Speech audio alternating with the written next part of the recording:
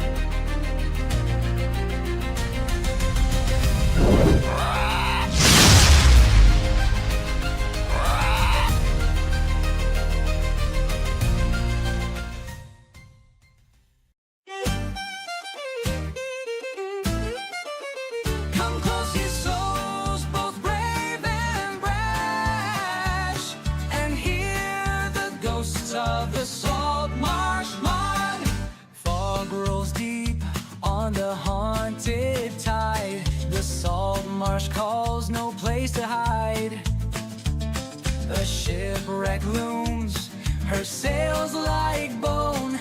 The sea won't let her rest alone. Shadows dance round the lantern light. Bones and gold in the dead of night. Raise the flag and sound the bell. Ghosts of the Saltmarsh rise and swell. Storm and sea won't break our vow. We chase the past, we live for now. Whoa, whoa. A captain lost, his soul unchained. His whispers ride the wind and rain. They say his treasure still remains, buried deep beneath the waves. Shadows dance round the lantern light.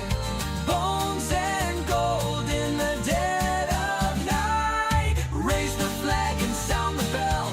Ghosts of the Saltmarsh rise and swell. Storm and sea won't break our vow. We chase the past, we live for now. Whoa, whoa.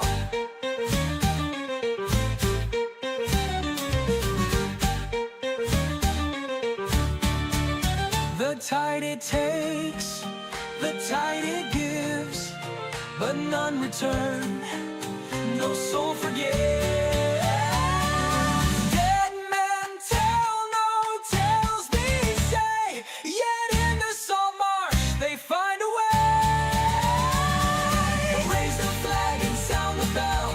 Ghosts of the Saltmarsh rise and swell. Storm and sea won't break our vow. We chase the past, we live for now. Whoa, whoa.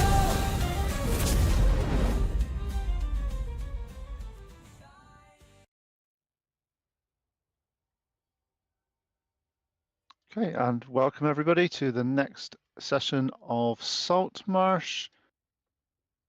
There was a little bit of drama last week. I'll say it, just a little bit. They'll be fine. Everyone will be fine. So first of all, let's just welcome everybody to the group to play today. And tonight's session is all about recovering from the Sahaugin assault and dealing with the. We'll see what happens when see what's happened when they've caused. The hero is going to have to pick up the pieces, tend to the wounded, and potentially help rebuild what was destroyed in the wake of the brutal attack. It's time for healing, reflection, and perhaps planning what to do next. I know that a lot of the players want to go around and kick some Sahaugin ass, which I don't know why. They were friendly enough. They just come in they're misunderstood. They're misunderstood. So first of all, let's do some introductions. I'm Pete. I'm going to be the DM this session, and I'm just going to pass you on to Anton to see if there's any announcements or anything else we need to do, and then we'll go around the rest of the players. Hey, bonjour, Antoine, your local Hussar in the Salt Marshes. We've got our 988 suicide awareness and mental health awareness crisis hotline charity up and running. We hit 1360 last week, which is really awesome because September is mental health awareness and suicide awareness month. So keep hitting that up. It's not just necessarily hitting the squanch button. It's more like notifications for everybody out there that 988 is available to you. If you're having some blue times out there, they'll get you some specialized counseling and things like that. What's up this week? Today is Sunday. We've got Wednesday. We're back in. We put the F in Fandlin. The party's going to head to the Mayor of Deadman. It'll be a party of 3, so that should be nice and cozy. And then Thursday, we're back with Grace from Troll Lords Games as our guest. If you're tracking Claire Wrights from or Crane Wrights from Troll Lord Games, so that's really fun. That we got a cool guest in Castles and Crusades. Then we're back with Judgy on Sunday, and then Lord Gazumba on Saturday. So yeah, super busy week of Dungeons and Dragons and stuff like that. But that's all the announcements I've got. Hey Gary, what do you got? You got any announcements? I do. I am Al Basore, the halfling fisherman. That's all. That is all. Drop mic. On to Kara. Hey everybody, I'm Kara, also known sometimes as KR Paul. I write the Pantheon series. You guys know about that one. I talk about it every week. Things I've got going on. Yeah, thanks, Tim. Things I've got going on. I actually am going to be starting to make a couple announcements about the next book soon, so stay tuned for that. But in the interim, I am Lily Astor. I am the life cleric, happy-go-lucky, always fun, always baking, and we'll just see how much of that part of my personality survives today. Over to Sam. Hey, I'm Sam, or Bove the Fighter.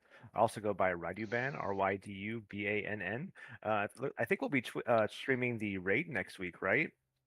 Ooh, I think it's our fun. turn to do that. Yep, I'll be doing that Thursday at 7 p.m. Central Time. Okay.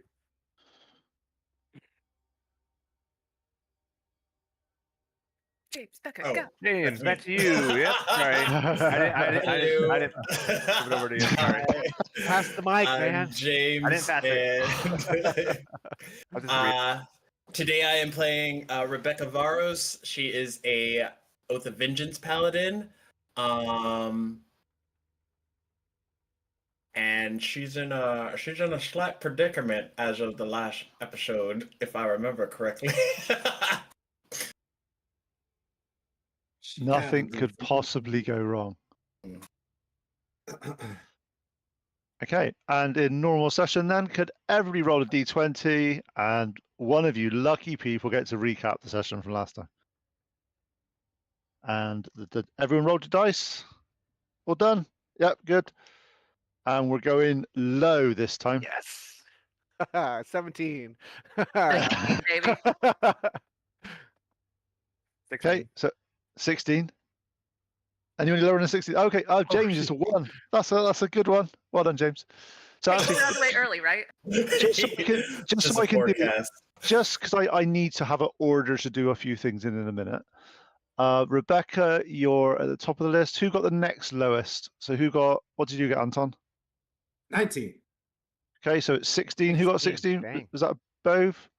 Yep, me. Yep, Who got 17? I did. Al. Right.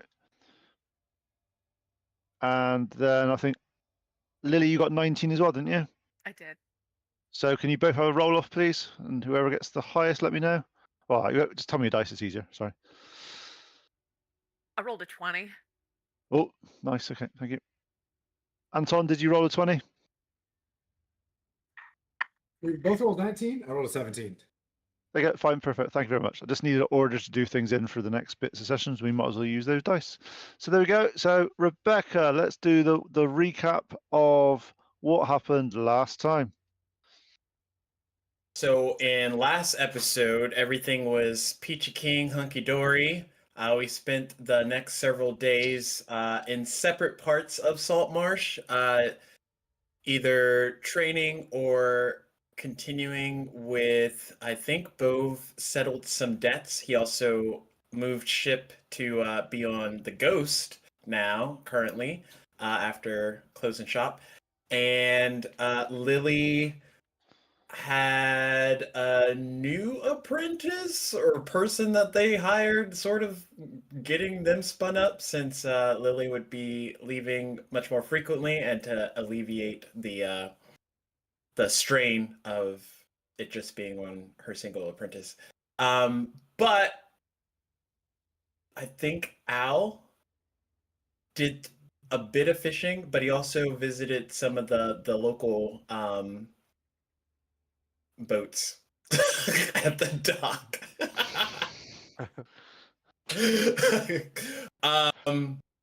Antoine, I think he was the only one to speak with Anders and No. catch him up on That was Lily. what. That was Lily? That was the second thing Lily did? Then what did Antoine do? Antoine hung out? Yeah. Oh No, no, he had to go it's your talk recap. I'm to. sure we've got it. I'm sure we've got it in your notes. He talked to the lady about our armor and got her very upset because he tried to pay for it early and it didn't work out too well in his favor. What are you looking at, Tim? 16 sessions ago. Wow. All I remember is Rebecca trained on cantrips, and that was pretty much most of her arc. But after all of that happened, and it was due for the lizard folk to come to Saltmarsh the night of, pretty much, everything got attacked by Sahaugin. And Saltmarsh went up in flames, and we found out just how far of a distance we all live from each other, because it doesn't work too well in a turn-based distance movement. But that being said, we all dispatched our relative areas. Most of the guys were close to the boats. Lily was at her house, Rebecca at hers. And as we came out, we started fighting as many Sahaugin as we could. Towards the end, Bove and Rebecca ended up fighting one of the bigger guys. And Bove was able to knock unconscious one of the regular Sahaugin folk. And as the big guy sounded an alarm to signal for all the remaining alive Sahaugin to leave, he was slain by I'm pretty sure Bove. I can't remember who got the killing blow, but he died. He definitely didn't make it away, which left the last remaining Sahaugin guy that Rebecca got wind of, and the session ended with Rebecca trying to kill the Sahaugin, but the rest of the party members wanting to keep it alive for questioning, and tensions flared. Okay, so on that one, I'll give you that one. Apart from a little hookup, what did Anton do? Come on, let's tell him what Anton did, because he obviously wasn't paying attention. Yeah, I'm building a lighthouse, and then I got new management for the dock. And then, yeah, I remember now because great, Tim was great. like, "Why Almost doesn't like great Pete again. make me do the thing?" And then you did the thing, and they did the thing. Okay, it's all Is okay. coming back to me. Okay, so we come back to the session. Wait a second, where is it? So Rebecca is standing frozen, her blade halfway raised. Divine energy crackles around her like silver lightning. Her grip on the on her sword is trembling. Her dark eyes dart between the bound Sahaugin and her companions. Pupils dilated with rage and something deeper. Old pain given fresh wounds. Her breathing is sharp and controlled, like someone fighting. The muscles in her jaw work silently as she grinds her teeth and she looks at the creature. Her expression shows naked hatred. But when she glances at her allies, there's conflict. Her duty wearing with desire, justice struggling against vengeance. What are you going to do, Rebecca? Can I go in to try and? You're completely your character. You do whatever you want to do. Okay, I'm gonna go in to try and attack the Sahaugin. Okay, so as that happens, let's just anyone that wants to stop this happening, I need initiative with Rebecca. So who wants to stop this happening? Lily? I'll do it. And both. Okay. So can I have some initiative of you three, please? 11. Got a 10. What'd you get? A dirty 20. Nice. Oh, That's going to be over real fast. Yeah. Oh no, I can miss twice. okay. Rebecca, give me some attack rolls. Okay, we're going with first attack. I'll switch my channel divinity over. I'll clock another one because I don't know how long it's been since the thing. But I'll get advantage on this roll to attack the guy. Yep. No way! Wait, Is that does not, a is that 14 hit? a 14 hits? Oh, nice. Okay. It's okay. He's the demon of the water. You take your razors out on it. It's all right. You can get in there. Who's trying to stop this? 6 piercing. Is that And all? Is one that more. all you're doing? I gotta see if I got a. Smite him, Becky. Smite Do I him. have oh, I can do it at first level. Bonus action. Smite. So 2d8 radiant, which is this guy and this guy. Please. 10 radiant. So that's 10 radiant plus the 6. Question, Bove, are you doing anything? Because have you got any abilities that can He's- stop he's some a- damage, haven't you? He's yeah. Oh, wait. We want intelligence from this thing, don't we? That's what I'm Yeah. checking, because at the moment, you've obviously gets to act before you, but you get a reaction. So if you've got a reaction, you can do something about this first blow if you want to. Yeah, I could mitigate it, but the D10. I would like to try to use command. You weren't involved in this conversation. You were doing. I asked, Dad? Over there. You just sat there. I still have one more attack, but I'll wait to see how much more. 9 damage. okay, Mitigate 9 damage. so as you rush in to skewer this guy with your spear, Bove manages to just deflect some of it with his Mal-like fist, but the blow does go through and pierce the Sahaugin quite heavily. Looks quite hurt. Okay, one more attack.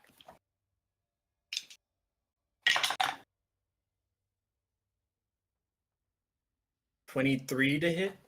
Yeah, just about. That's just about. Yeah. 10 piercing. Yeah.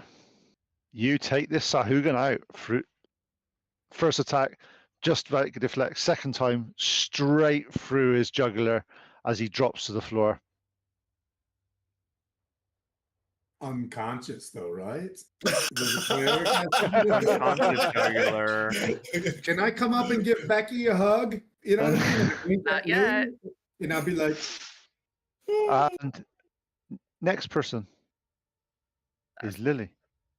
Okay, Yes. I'm gonna turn to Becca, who just obliterated this thing, and I'm gonna look at her and I'm gonna say, is this resolved now?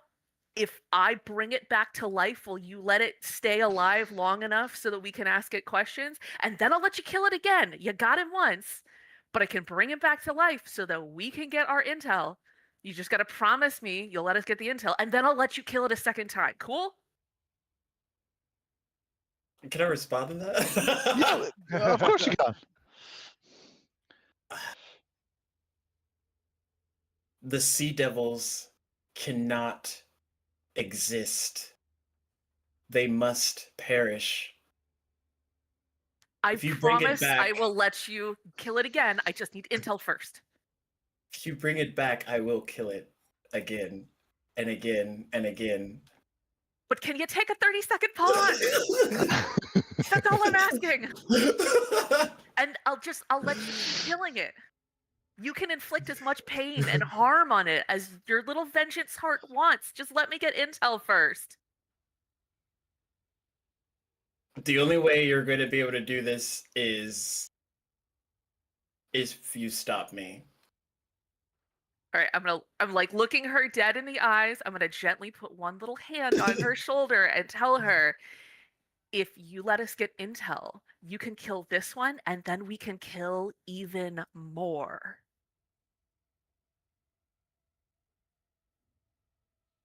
There's no way to ration with these creatures. I'm not I've trying to rationalize. all I'm trying my to torture some information out of them. I Like I'm think not that- trying to you guys are befriend getting a them. bit weird. What? Okay. There's like rules of the wars here. What are we doing here? Yes. There's rules of war, I just, There's no don't know. Geneva Convention in Saltmarsh. but we can kill an There an should be. unconscious creature. I Come feel- on, man! Like, don't be doing that. This is weird. Oh, It just he's doesn't out. seem- He's it. You know what? I'm just gonna go and shoot him in the face, or stab him in the face, just to make sure he's dead. Oh wait, but I can't like get information to prevent this from happening again. Let's just kill him. You know what? All right, cool. You don't need to be nihilists and vengeful. I get it here. Maybe we. Hey, Lily, you bringing him back? No, because he's Not just in gonna front of kill this it right dude. away. I'm just gonna like let the corpse sit there for a second, and we're gonna see what happens. The So- DM sat here just reading a book, going, "Carry on, guys." So- Hey, that's 3Q Hills, the network. It is. Very nice. Can I roll a persuasion to see if I can persuade him to just give me like a 30-second tactical pause? You can, but the thing with players, they do have to make their own decisions up. Otherwise, with the way but you can use a persuasion roll to help and this sort of stuff. And if Rebecca is the role can influence it, but it is down to Rebecca's how she wants to play characters. Because otherwise, it's the way with perception players versus players. It can be very weird the way that works. What did you want to do, Anton? I could. Even though be you didn't roll really initiative. blunt. Huh? Even though you didn't roll initiative. Don't be a stinker at me. I had to go set the Sanguine up. I had to set the tackles up.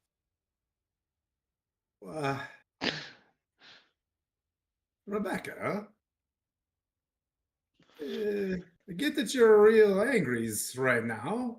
And I'm trying to grab Rebecca's like wrists, but my hands are kind of floating on the outside, but I'm going to interpose just a little bit. Hey, look at me. Look at me. Let's go for a walk. Let's go for a walk. Let's go check to see if there are more Sanguine fighting the village. Please. There's maybe more. This couldn't be the last one, or if it is, you need to let it go just a little bit. We can Or kill else more. we're never going to find them, and they're going to keep coming back to our village. And they're going to end up killing me. Yep. Or Al. Or both. Well, yeah, it's like, well, if we don't get information, then it's going to happen again. And then what? Our team now is a liability to the town. We're not even like helping them anymore. We're like literally a liability because we keep on snuffing out the Strategic Sanguine. So it's like we're not really helping anymore. We're kind of part of the problem. What do you think, Rebecca? Your character. What do you want to do? What's going through Rebecca's head at the moment?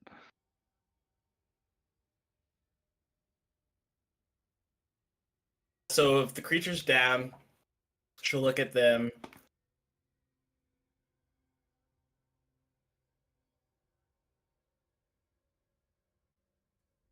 You all speak as if you can understand this creature. Even if you bring him back alive, we're not going to be able to decipher anything from him. Nobody in the town, nobody in the area could do that. Is that what you assume? That's an assumption. The town that's So- burning right now. Yeah. Okay. It's continuing to burn. I can comprehend the languages if it writes things down or whatever. There's a process. We can do stuff. You have to trust us as a team that we know how you feel about this asshole. It'll be dealt with. Look at my town. Look at your town. We are all pissed.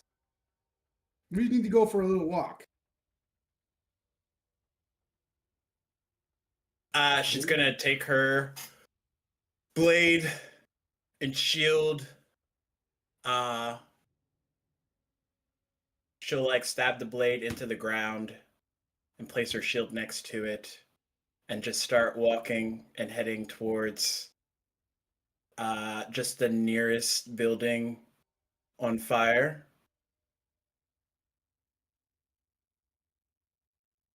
Okay, we'll leave you there, and we'll let you go do that bit in a minute. Lily, what are you doing? I'm gonna look at Bove and say, "Hey, I've got this really nice piece of rope here. Will you tie him up and hand it to him? I'm gonna hold my action until Bove decides whether he wants to tie this thing up or not. And then, if he does, I'm going to expend my Pearl of Power to get 1 level 3 spell slot back.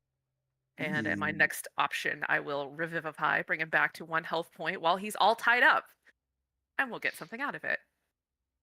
Smart. It's not just a hat rack, my friend.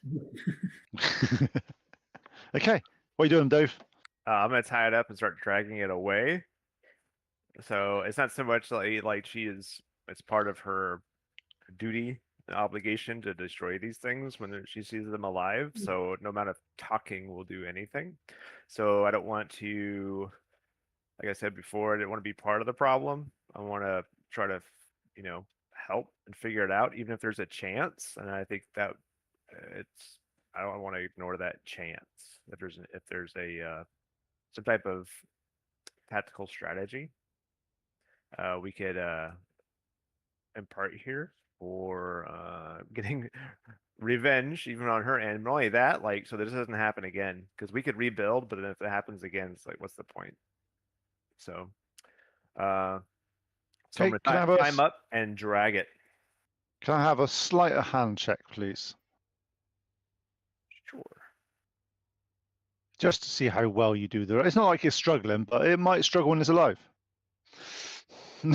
Gotcha. Don't roll a 2.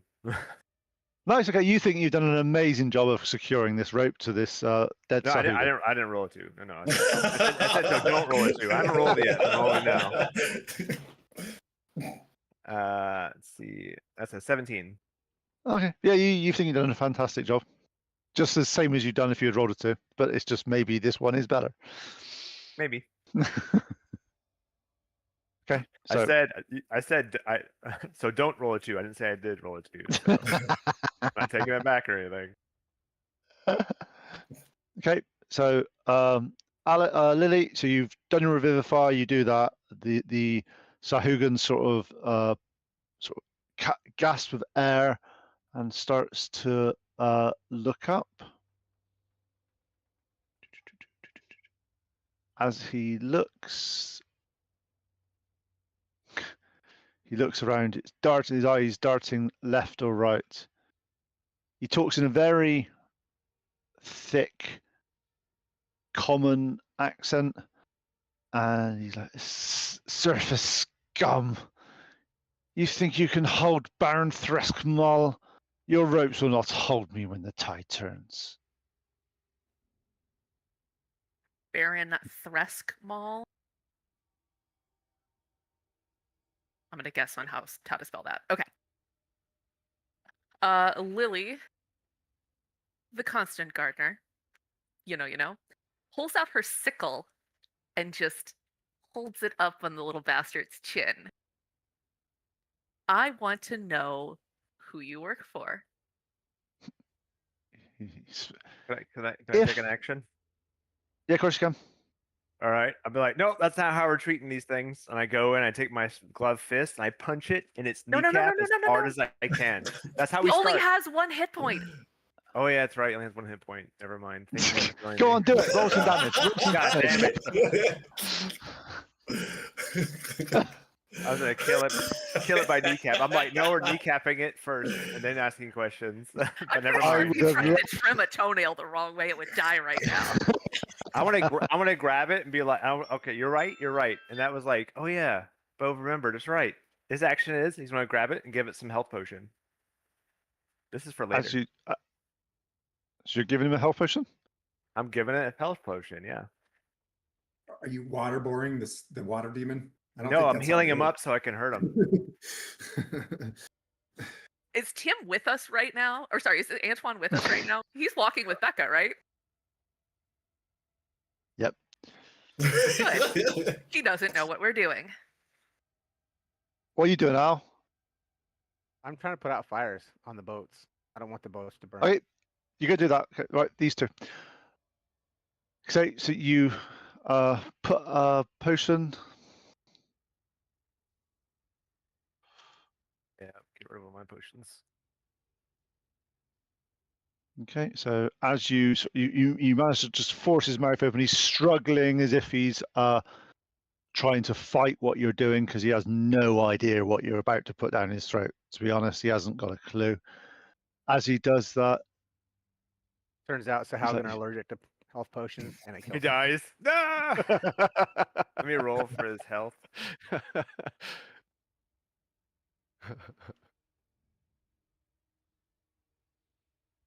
so Six. as you It heals him. nice, you get as you pour it down, you see that it sort of goes over his gills a little bit, starts to sort of look a little bit clever dwarf, a clever man, understands what can I do? What pardon? And he's quite incoherent, but what he's asking why? We want to know why you're attacking us.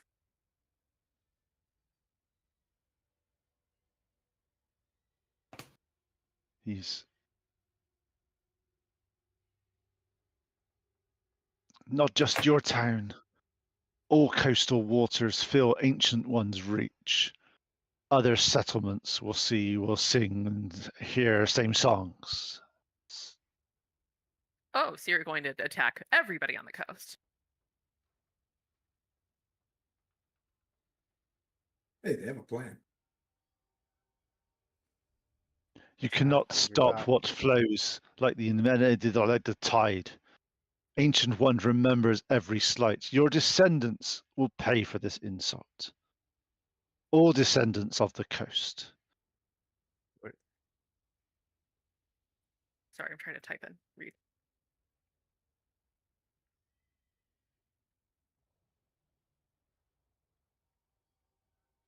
What do you want? Other than to kill everybody that has slighted the Ancient One?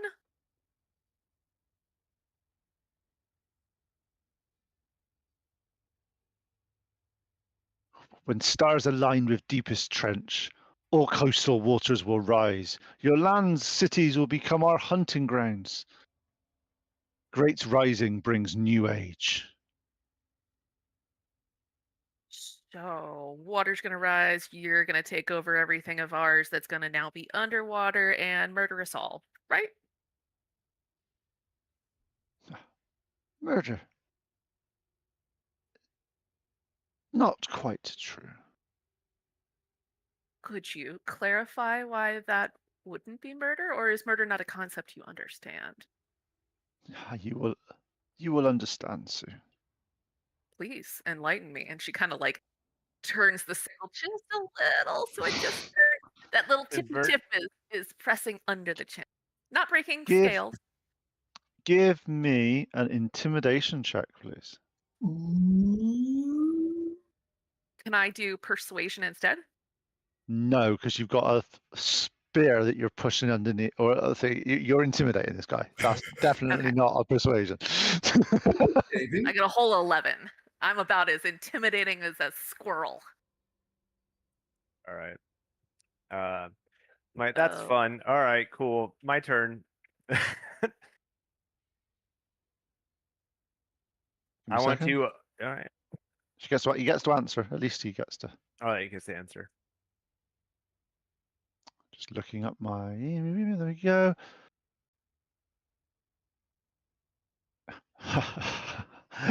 Plant tender shows sharp thorns when her garden is threatened. Interesting. You ask why we're seek. I'll tell you some truths. Your kindness makes you. He looks at both than you. less threatening than the others. We come for 3 things. Firsties, to test your defenses, learn how to fight, learn how you hide, and learn how you die. Second, we take samples, water from your harbour, soil from your garden, blood from your wounds. Ancient One needs information just like you. But third, one day you will learn, as I said. Remember on the, I want to turn to Lily. Like, remember on the ship where they converted the dwarves into like they're kind of like mindless creatures that they fought. So you want to enslave us or turn us, add us to No. your cause or your army? Everyone will join eventually. Yep. I look over at Bove, you know, I think this might just be about all we're gonna get out of it. And then I look at it and I Wait- go, Wait I a think second. we're gonna get back over to our friend. No, wait a second. Well, how about this? So I want to grab him. I want to grab it. Like, how much does this thing weigh? Let's say, like, I'm gonna lift it up. Oh, you have no trouble with your weight. There's no, you have no trouble. I'm gonna swing it around like a terrible child with like a cat's tail, and like win it and like spin it around and make it really dizzy. I don't want to actually hurt it, but spin it around really bad. And while it's yep, and then have it roll to the ground, and then like have it roll to the ground, or like, but not like slam it on the ground, but have it like kind of as I'm spinning, kind of let it go and roll. And when Give it me comes an to, athletics roll, please. will do. Theater of the mind. I'm just like mentally seeing this lizard getting slung around. Oh man, I got a 23. Okay, and what's your what you're obviously disorientated, make him spin thing, and what's the once that happens, what are you going to do? I want to give him. I want to put my hand around its throat, not squeezing, just put it around its throat, and be like, tell us where you came from. Tell us where you're hiding. Do it in intimidating, and do an intimidation. And check. can I have an intimidation roll, please? Sure. Got +3.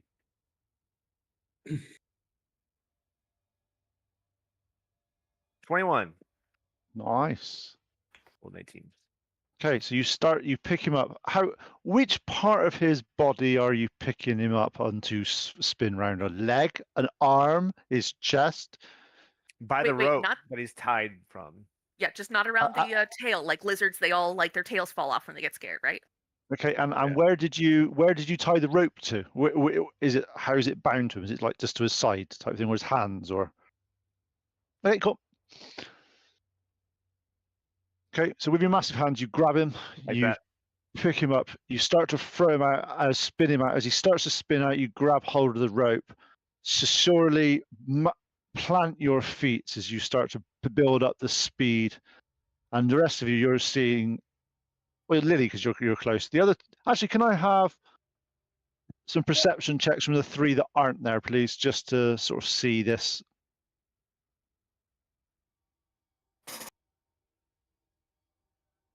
$14.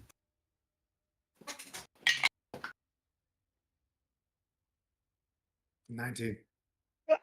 6. Okay, Bless you, Garys. Thanks. Rebecca is a little bit distracted. Something might be on her mind slightly. I don't know what. The other 2, you actually see Bove with this Sahaugin on a rope, and all you're hearing is vroom, vroom, vroom, vroom, as he's spinning this round at a speed that is nearly mesmerizing on this. So as it starts and it falls down, you grab him. It starts make Threscamore sit, and he starts to throw up on the floor. So what was your question again? Sorry, Bev. I want to ask him where he's coming from. Where are they holding out before they attack us? Deep sea, 3 days swim, you'll never make it.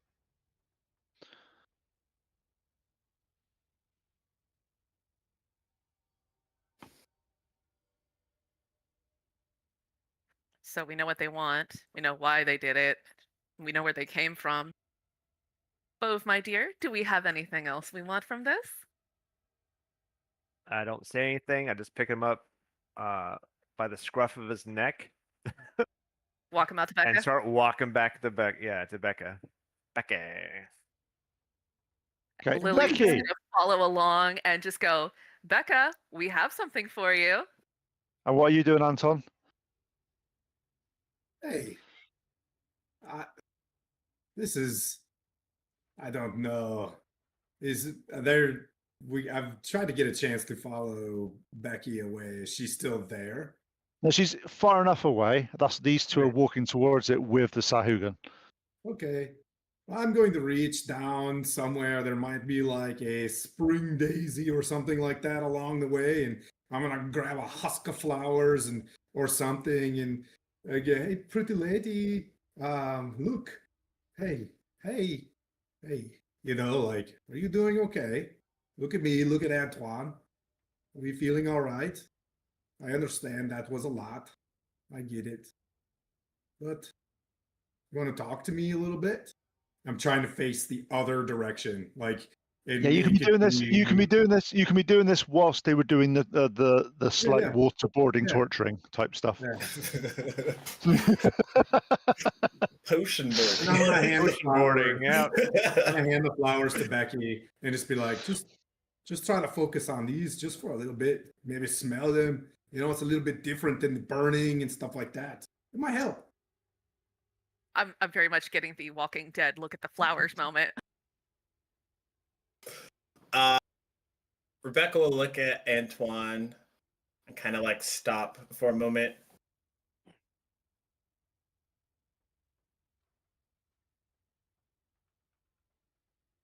You don't understand. When I see Sure. those things, I lose control of myself. It's like I'm back there again all over, hearing the screams and the panic, watching the sea turn red with blood, and being helpless. I told myself I would never allow myself to be in that position anymore. And in order to do that, those things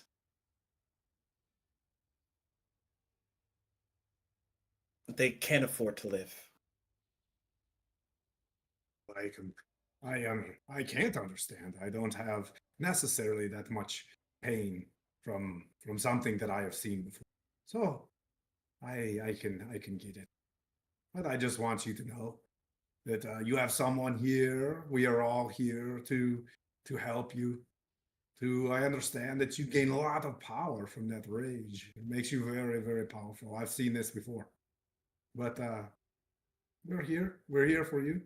I just wanted to maybe help you channel the rage to maybe something else. I don't know if it hurts you getting that upset about things, and maybe we can just smell these flowers a little bit and kind of move on. And but I understand. Do you think you really need to kill this thing? It is there, and when you are done smiting the fuck out of it, we can. I'd like you to come back to me, come back to us, and maybe have a talk, just you and me. But you go get him, girl, and I think our friends are bringing him up to you. But you know that I don't mean to make you guilty based on the things that you've seen, but Albacore is watching, and there are kids watching, and things like that. I don't like to broad stroke whole beings, and maybe if these beings showed some compassion to you, they wouldn't have made a person with such vengeance. And maybe we could provide an example to the people who have just had their families murdered or whatever in the town, and we can change the tide. But I understand in this moment, if you want to stick your long swords through its face, that is okay with me, but I would like to be heard for just a little bit. You go get him, girl. We'll make sure you come back to us. Okay. On that note, as you are told that they are coming back, you turn around and you do see Lily and Bove walking back. Bove has got this Sahaugin picked up by his back of his hands, and he's marching in face front in towards you.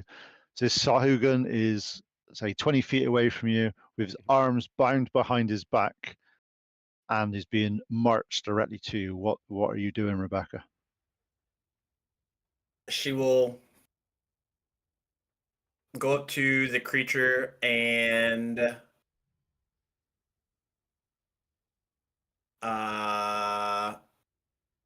attack it twice. She doesn't have her weapon, but yeah. You don't need to roll this. That's fine. I let you. What do you actually? What do you just want to like gut it as fast as you can type thing? Yeah. Okay. Yeah. Clean, quick. Nice. Does Becky still have the flowers with her that Anton gave her? I think Antoine's holding them. He's like, Can I have one of the flowers? This is Bo talking. Can I have one of the flowers? I'll take one Yeah, of the in flowers. a second. You got your hands busy at the moment. Okay. They're slightly busy at the moment. So you see Becky turn round, sheer hatred on her face as she looks down. She realizes she hasn't got her spear. You see her just pull a dagger from her side and expertly fill it and gut this creature in a single movement. As she does that, you see her just instantly turn around and walk towards the flaming building, as if she just needs to purge herself from this. As you do that, you drop the Sahaugin. Then what do you want to do? You want to pick up a flower, yeah? I can take the flowers and then like put it on the Sahaugin. Be like, I think that's more her style. Okay. Maybe okay. So as you settle down here, the last of the Sahaugins, the horns, the battle is all now a distant memory. An unnatural silence settles over Saltmarsh. The emergency bell has stopped ringing. The screaming has died to the occasional whimper. Splashes of retreating ragers grow distant and then disappear entirely. The first light of dawn starts to creep over the horizon, painting the devastation of the town in soft gold and pink hues that seem grotesquely inappropriate. Smoke rises from dozens of fires, some buildings, some boats, some things that were once people. The acrid smell of burning wood mingles with salt spray and metallic tang of spilled blood. Saltmarsh looks like a mouth with half its teeth knocked out. Buildings stand intact next to others reduced to rubble. The harbour shows patterns of normal water alongside areas of stained dark red. Debris floats everywhere, broken planks, torn cells, and scatters belongings. And worse things that just bob just beneath the surface. Going to go around each of you now in an order that was predefined earlier because we rolled the dice right at the start of the session because it's just easier that way. And I'm going to ask what each of yous who you guys want to go and check on, or etc., just so we can get some understanding of what's actually happened in Saltmarsh. So first person on the list is Rebecca. So give me a name of a person that you wish to go and find and locate, and we'll see what happens. We'll go to Keldek first. Okay. So as you start to approach Keldek's area, you realize that this was slightly under his magic seemed to have protected a few things on this. However, when you get to it, the building is in quite a sense of array, even given the power that Keldek was able to do. The building is still been half decimated. So given that if he wasn't here, this would be a complete blot on the horizon. So, as I described out of character, there's a lot of randomness coming up on this bit, so just to bear that in mind. And could you give me a D20 roll, please, Okay. for Caldeck? 16. Oh, nice. Okay. So, as you manage to get through, half the building is still under some type of magical protection. As you get there, you see Kaladek with his hands holding up this spectral shield. As you manage to get in, he looks at you, sighs heavily. As he does that, you see him move his arms around and lower the ward as various parts of the building starts to collapse around him. Rebecca, this attack was not random. They came for knowledge. This assault,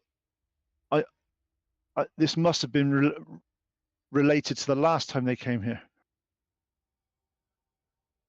You know, the last time they came here was the attack on your family. And he's like, how does the rest of the town fare?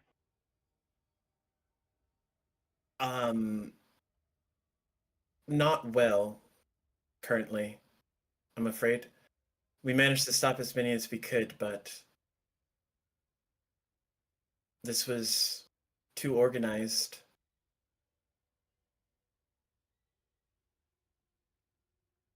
Are you all right? Oh, I have no. I think at this point I'd even have trouble catching the cantrips that I was teaching you earlier on. I need rest. I need to sit down. I've expended my whole magical batteries just to sort of stay alive, and they targeted this place. I've no idea why they would.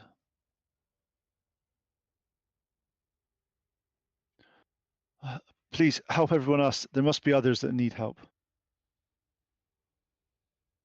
As you do that, Right. I go to the next person. Bove, you're on the next on the list. So who did you want to see? I wanted to go see Thorak at the Smith shop Outside. first. Okay, cool. Put him outside. Jeff Warn him. from the market. No.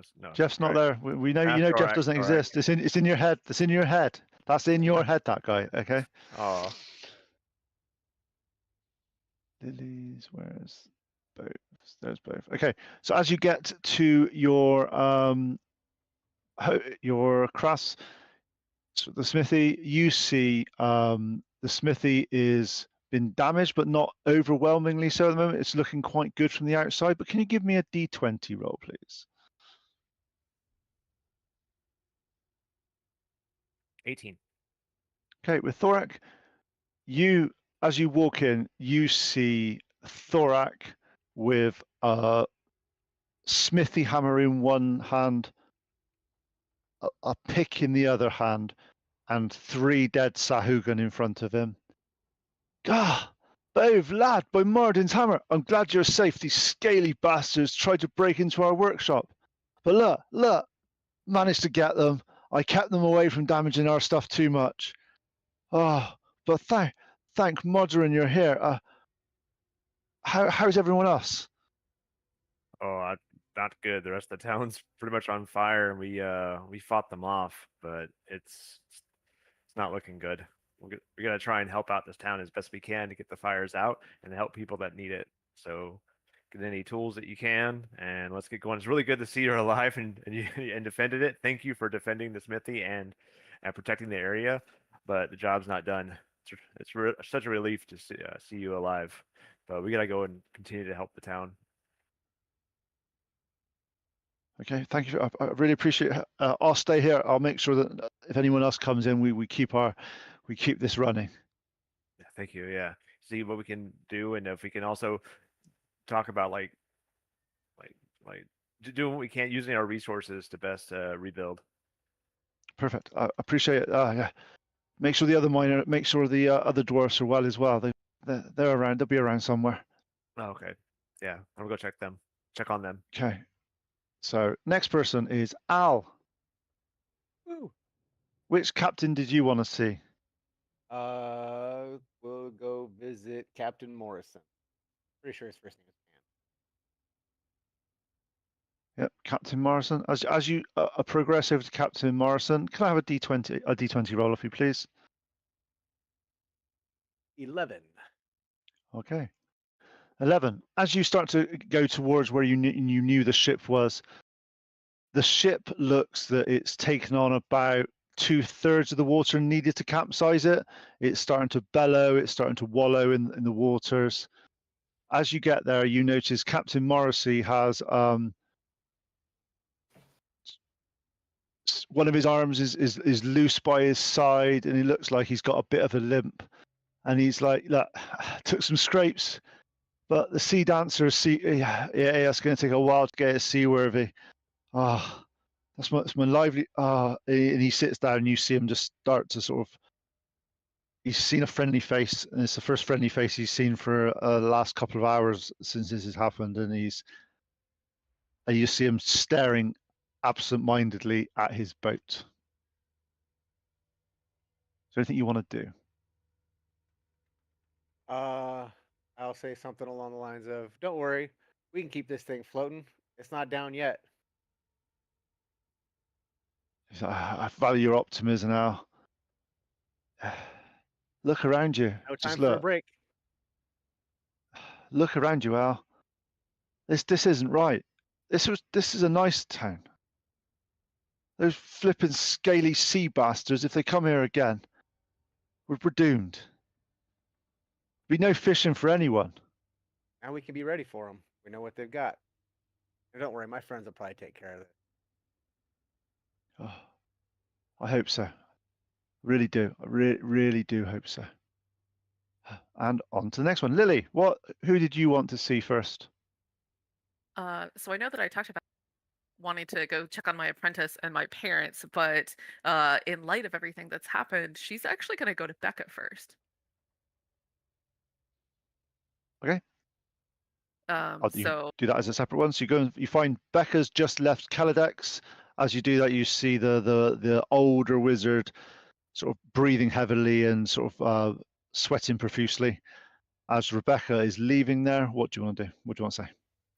basically, I want to like look her in the eyes, extend a hand just to shake, and just tell her, look, I understand that was painful for you to take that step back, but I appreciate it. I have also lost my family. It's even worse for me because I don't even know who killed my family. So thank you for giving us an opportunity to find out more so that we can save more families. I appreciate you, Rebecca. And then I'm sorry I wasn't more help. You did what we could. Everybody is bound by their own life, right? And she shakes Becca's hand, and then she hightails it back to whatever is left of the bakery to check on her apprentice and the parents. Okay, so you're going to go and see Janus first, the apprentice. Let's go and do that one. Mm-hmm. Can I have a D20 roll, please? Oh, I rolled a 4. Oh. She did. Oh no! She like did, didn't she? Oh no! Okay. As you approach the bakery looks like it's had quite a lot of attention from the Sahaugin. As you get there, there's 3 dead bodies outside. All Sahaugin. As you approach and you look inside,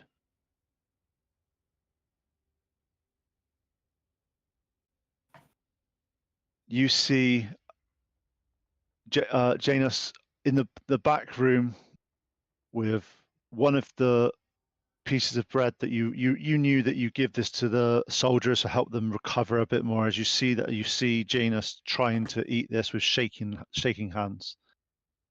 She has one of her legs is limply next to her side.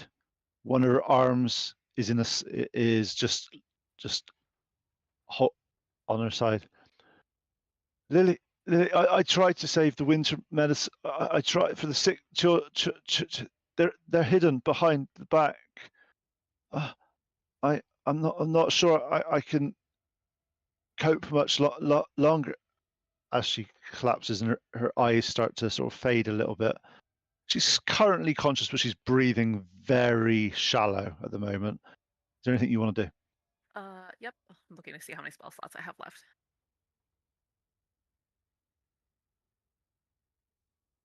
I'm going to do a Cure Wounds at level 1. Yep. So that's 2d8 plus my mod.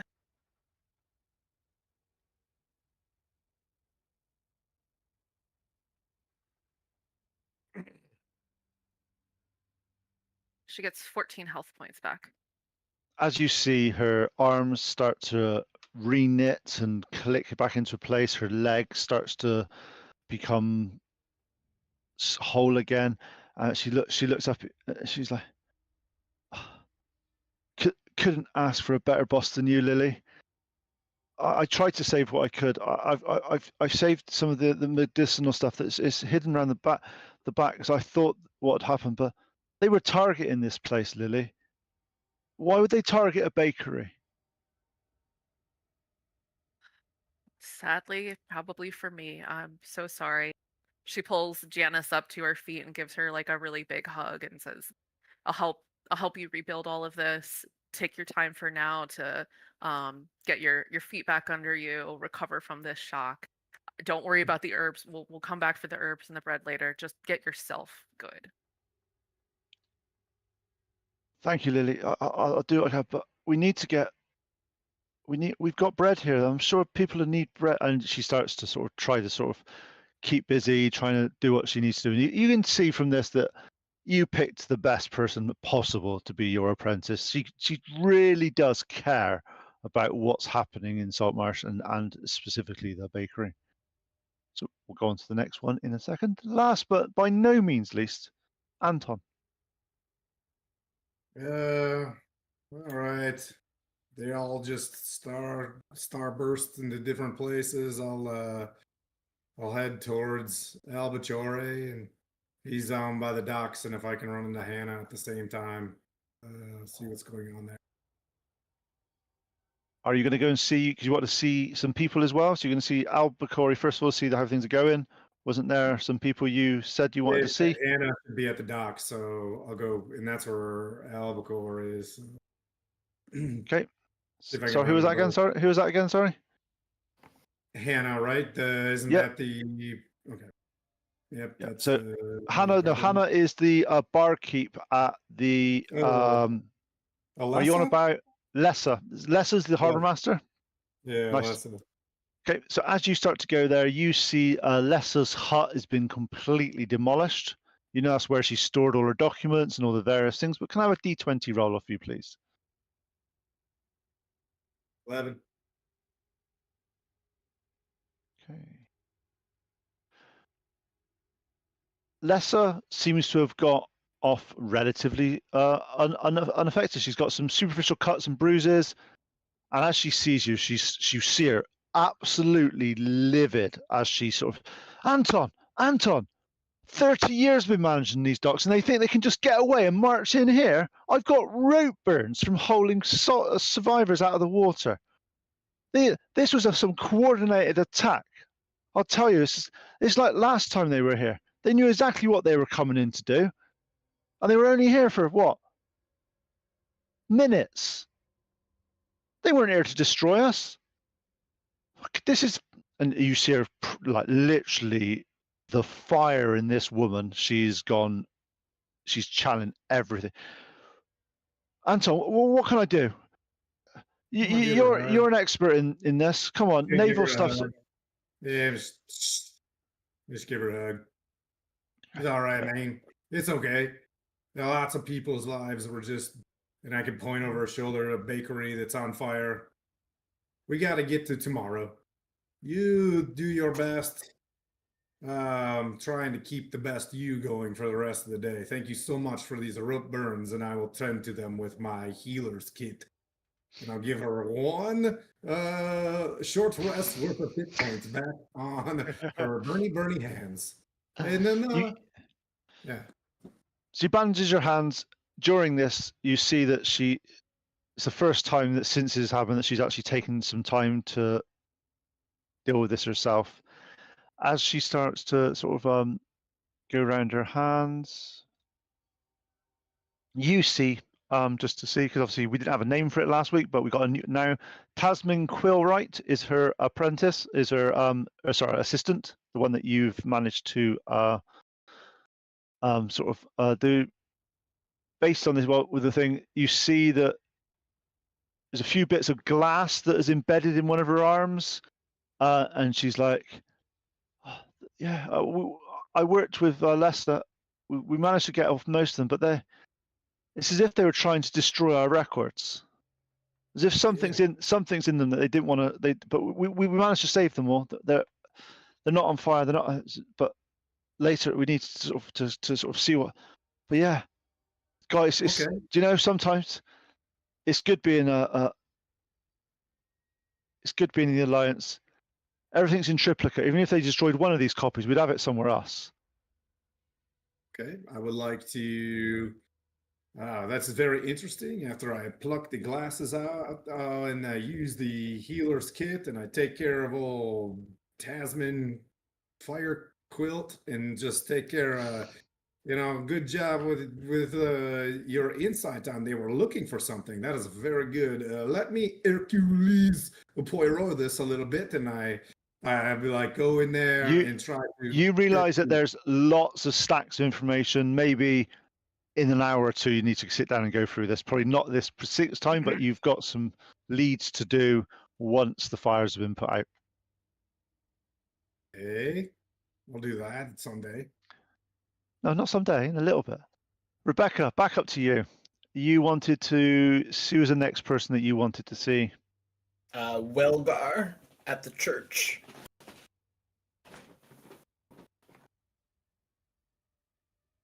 There you go. Well done. Yep. As you get to Welgar, this is the you knew that as a start of this combat that the Welgar had a protective shield going over the Temple of Procon. Can I have a D20 roll from you, please?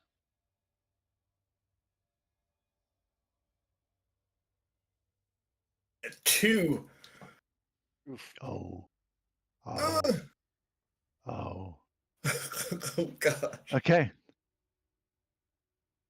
As you make it into the Temple of Procton, you know that there is an area that's in the back, and it's where they call the the tidal pool chamber. It's where they baptize people. It's where they do a lot of the more sacred rites to Procton. As you start to get in there, you're seeing the odd Sahaugin completely burnt to a crisp, as if divine energy has smited them with some divine wrath as they entered the temple. As you start to head towards the tidal pool, actually give me a perception check, please.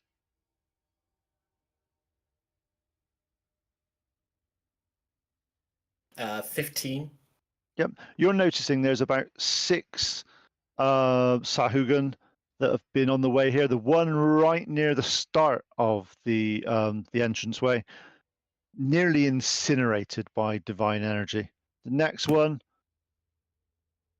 a little bit less. And as you notice, they get closer and closer and closer to the tidal pool chamber. And by the time they're at the tidal pool chamber, you see that the Sahaugin bled out rather than was destroyed by fire. So it's as if it was being less effectual as the further they were getting in, or it's being used up or something like that. As you get there, you see Welgar, barely conscious,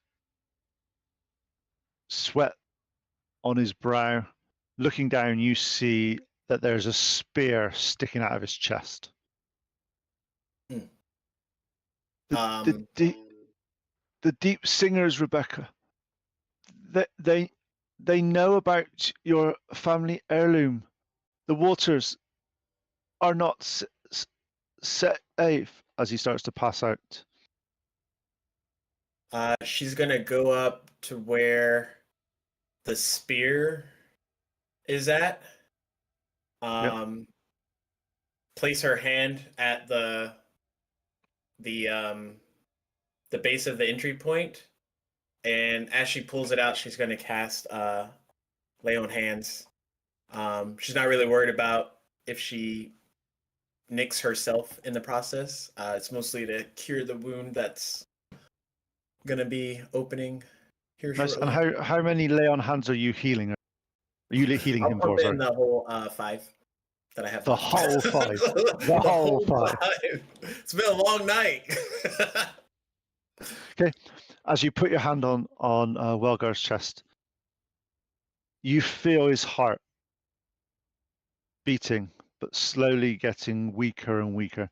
As you start to pull out the spear, you feel as if the heart momentarily stopped for a few seconds.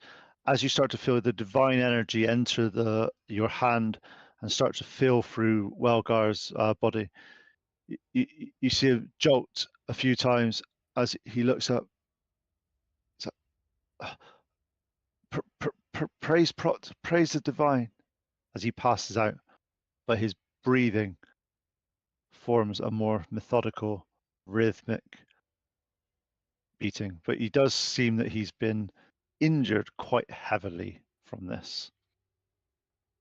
She's gonna use her last usage of Find Steed and summon Max, but she's gonna choose the celestial form, and he's gonna like do like the dog nudging with his snout and do healing touch, and I get to roll another 2d8 of healing on him, which is he'll get gosh 3 points of healing. Okay. Yeah, he's still. You see that he's unconscious, but he is breathing. His breathing is a lot more deep. It's getting deeper every second, but he looks like he just needs to rest. You know, Welgar's quite an old chap as well, so this is taking a lot out of him. I'll look at Max and tell him to find the nearest person that needs help and just like follow him out to try and save as many people as possible. Okay, and the next person is Bove. Who is your second person apart from Jeff? Because Jeff is busy. He's got his family to deal with himself. So it was, I said Anders. I meant Manistrad. So I know I said Anders before, but it was Manistrad's the dwarf. Okay, give me a that I met. second. I need to find my notes for that one. I'm sorry about God, that. I don't know. Changing his mind. I had the wrong thing up. If you would have let him check on Jeff, everything would have been fine. I know. I had Jeff. Exactly. Jeff could be out there. I'll check on you. Jeff. Good. Gotta check the meat market. Gotta check the food. Okay. Right. So as you hurry towards the mining company's workshop, you know that it was where that they were. The sound of normally there's lots of movement and lots of sounds of industry, should I say, around here. However, it is both very quiet. Can you roll a d20, please? 3. Oh. You find Manistrad's collapsed near the workshop entrance, barely conscious. Multiple deep wounds show she fought desperately. Her breathing is shallow, and the blood stains the floor around her. She looks up. Oh, Bove, my boy. They took the coastal survey maps, the ones showing the mineral veins. So someone told them where they were, and her eyes close.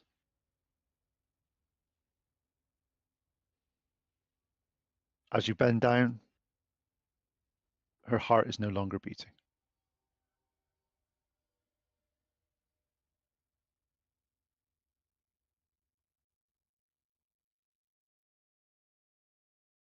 Poor Manistrad.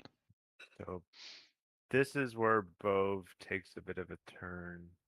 He gets pissed, like just starts going nuts, like knows what this means to like the future, knows that they took those what do you call it?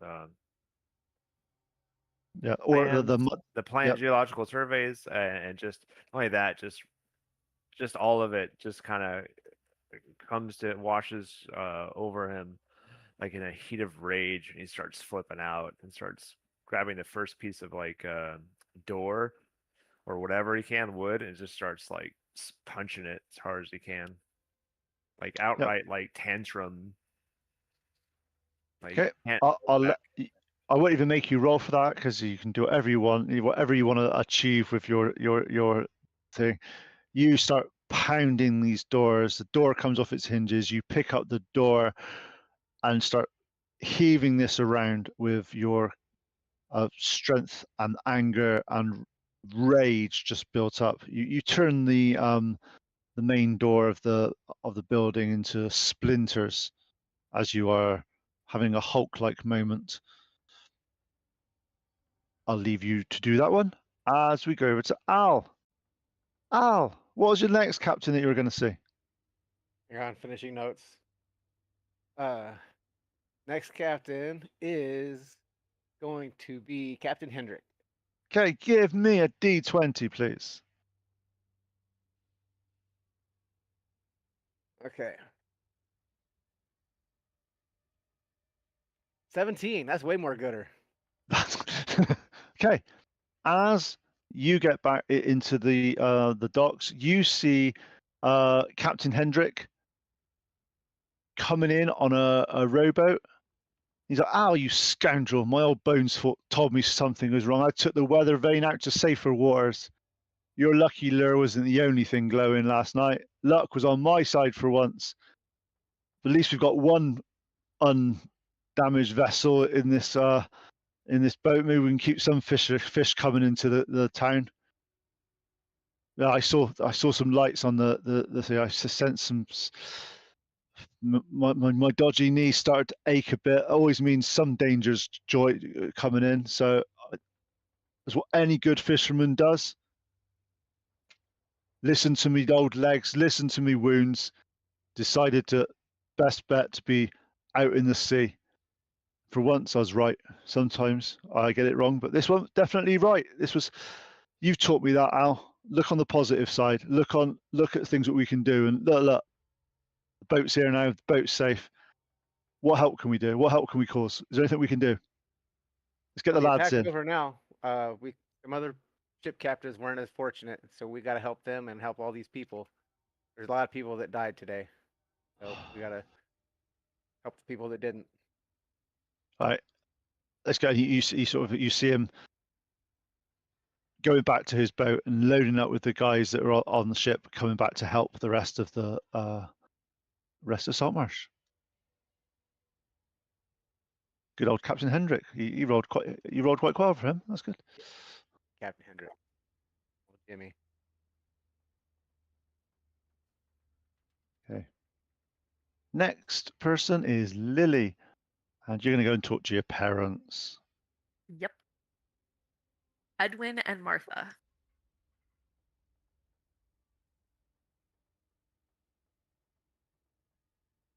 Okay. So, as you get to the family's house, it has been completely decimated, as if it was specifically targeted by the Sahaugin. Can I have two D20 rolls first, and you can tell me which roll before you roll. Who are you rolling first? I'm gonna roll for Edwin first. Okay. It's an 11.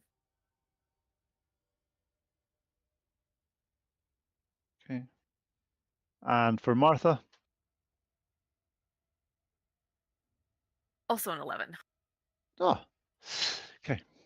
So Martha has, as you see that the house has been decimated, outside the front of the house, you see Martha and Edwin tending to various wounds on them. Martha looks up to you and with tears in her eyes. You survived. Yeah. We feared the worst. We feared the worst. As he looks around, you notice here that there's 4 or 5 houses around you that have sustained minor damage. Yours, though, has been like wiped off the planet. As you saw, she's like, Martha grabs hold of you and she says, "Look, you're obviously doing the right thing. If these things were targeting us, we don't blame you. We don't blame you. You've done the right. This is, but why? We've lived here for years." And she starts to break down a bit. You notice that they've got minor wounds from sort of things that are falling on them. Martha is sort of holding her right shoulder if it's dislocated. She's like, just, can you? We need to find. And they start to sort of trying to sort of piece through their broken home, trying to find trinkets, trying to find memories that was theirs. As you see, Edwin's got a bandage around his head that's sort of just weeping a little bit of blood. He's a little bit confused, a little bit shaky. And he's like, we need... Martha, dear, sit down. And he starts trying to get Martha to sort of come and sit down. They're both alive. They have wounds, but you've seen... They'll recover from this, but you're not sure about their belongings in their house. There'll be some work for that. So I think you want to do whilst you're here. I'm gonna do channel divinity, preserve life, and I'll expend 1 channel divinity to split about 25 HP between the 2 of them. Get them back on their feet a bit more. Okay. As you do this, you see Martha's arm sort of reach and sort of like pop back into place. Magical healing's a wonderful thing that can do these sort of things. You see Edwin sort of move his head, and as he does that, there's the blood, and he sort of just takes his bandage off, and he's like, "Taking you in was the best thing we've ever done.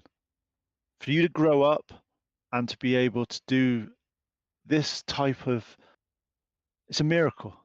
It's a miracle." They both embrace you and start to sort of weep a little bit as the sort of tension now has been released from their bodies, as if from what they've done. And they're like, God bless you, Lily. How is everyone else? Taking a lot of hits. It's gonna take a long time to get everybody back on their feet. Well, now that we need to, and they sort of start walking around, trying to sort of pulling stuff. It's just, Lily, you've helped us. Go help others now. With that, we go to Anton. Anton, Yeah. last but no means least, you wanted to check on, was it Iliander Fireborn? Sure. Was your boss? Yep. As you approach the hall that has been allocated to the Alliance, again, you notice this has been systematically targeted by the Sahaugin. Some of the other buildings around here have been left nearly unharmed, but this one has been. You reckon? Actually, give me a perception check as you get up to this, please. 18. Nice. As you get there, you notice on one of the sides was. Do you remember the when you were by the town hall, you saw those big hulking Sahaugins with the hammers that was smashing down the buildings with ease? You notice that there is one of those hammers on the floor which has been broken, but it looks like that this was been decimated by one of those bruisers of a Sahaugin. As you enter the building, you see Iliander. Can I have a d20 roll for him, please? 3. Nice. As you get there, you see that he's trapped under a fallen masonry. His left arm is badly crushed, slightly delirious, and he's like, Anton, the Alliance must know. This was far too coordinated for a mere assault. I can't get out from here. I've tried. I'm unable to move this. As you look down, it is a big cross member of oak that's probably 8 inches by 8 inches by several meters. It is heavy, and it's pinning his arm down.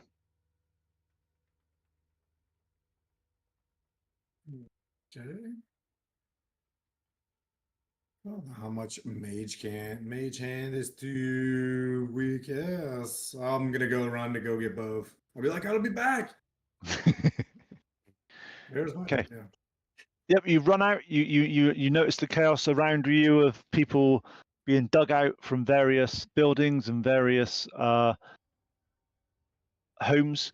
As you get around the corner, you notice that Bove is just leaving the miners' establishment with Manistrad. You run up to him. You ask for his assistance. Bove, you've been asked to some help for Anton to help Eleander. Right. Yep. So can would I help. have, as you run there, can I have an athletics check, please? Sure.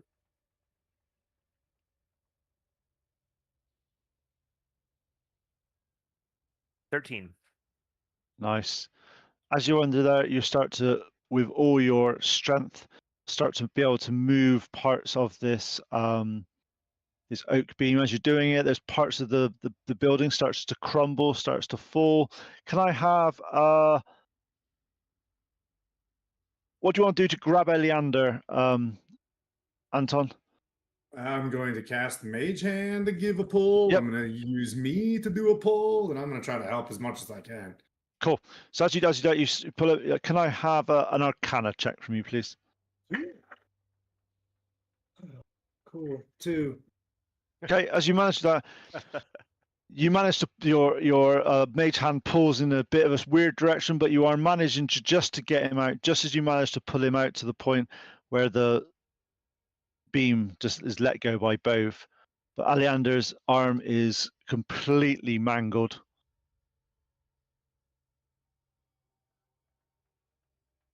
And he's Anton, out thank there you. just- yeah. He's very delirious at the moment. He's like, he keeps just repeating, "This was too coordinated. There's no way that the mere sea devils would Yeah, would work in such a way." We're totally tracking. We're getting. Let's heal you up and let's figure this out. Yeah, I'll do the sleuthing when I'm allowed to sleuth, but right now I'm gonna put them back together. I'm gonna use another healer's kit to try to keep boss alive and keep him conscious. Dab his head with a fucking water, stuff like that. You're okay. And I go, Bove, how you doing, buddy? Are you doing okay? While I'm working on him, I'll talk over my shoulder. You seem to lift that with some extra strength. Everything all right? No, everything's not all right. Like, he's not mad. He's just not mad at him. He's not gonna yell at Anton. But no, Manistrad's dead. They took the plans that we worked so hard to get, so now that's lost to the city, as well as all these people have died. Yeah, I'm not doing okay. I don't know when I'll be okay. And he's just like he's ready to like you see like the veins like sticking out in his neck and on his forehead, and like normally he's like he's a good happy-go-lucky Maybe guy. we should Not just right now. keep smashing. Maybe we just keep smashing I as think I'm we starting do. to get pissed off. Maybe that's what we should do. Maybe we should just grab things by the tail and throw them into the sea and keep smashing. Oh, Or he's all for that at the moment. what? And I keep tending to the wound.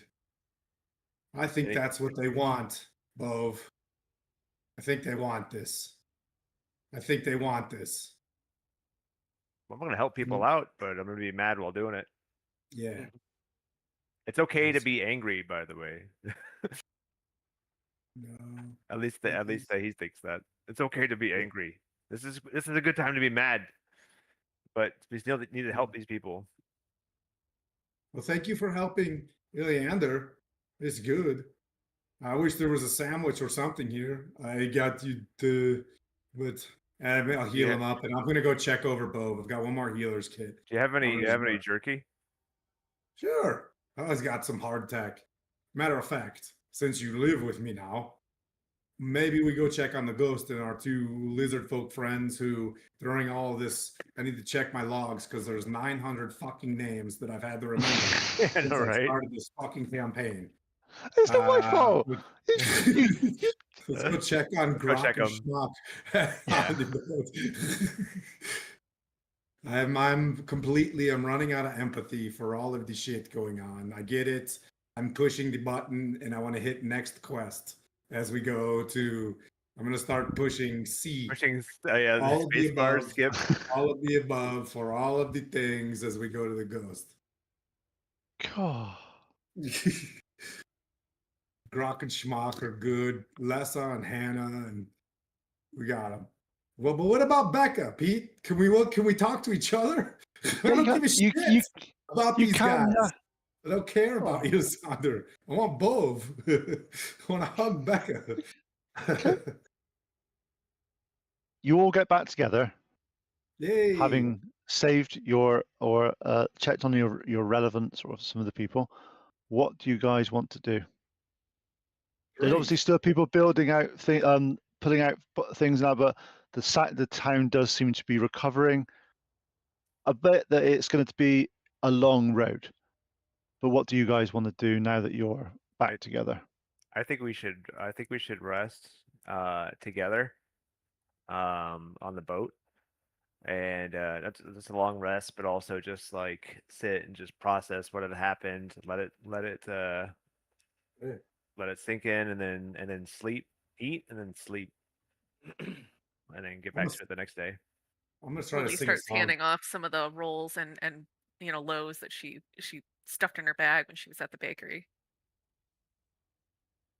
Okay, as you get back to the ghost, you see your two lizard men. They've got a few wounds on them, but around them you're seeing 5 or 6 Sahaugin that have been put out of their misery by these two lizard folk. And they look at you and go,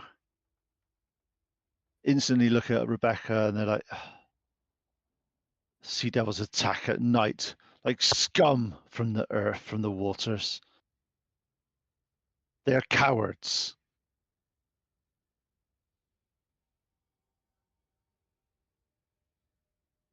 How fares the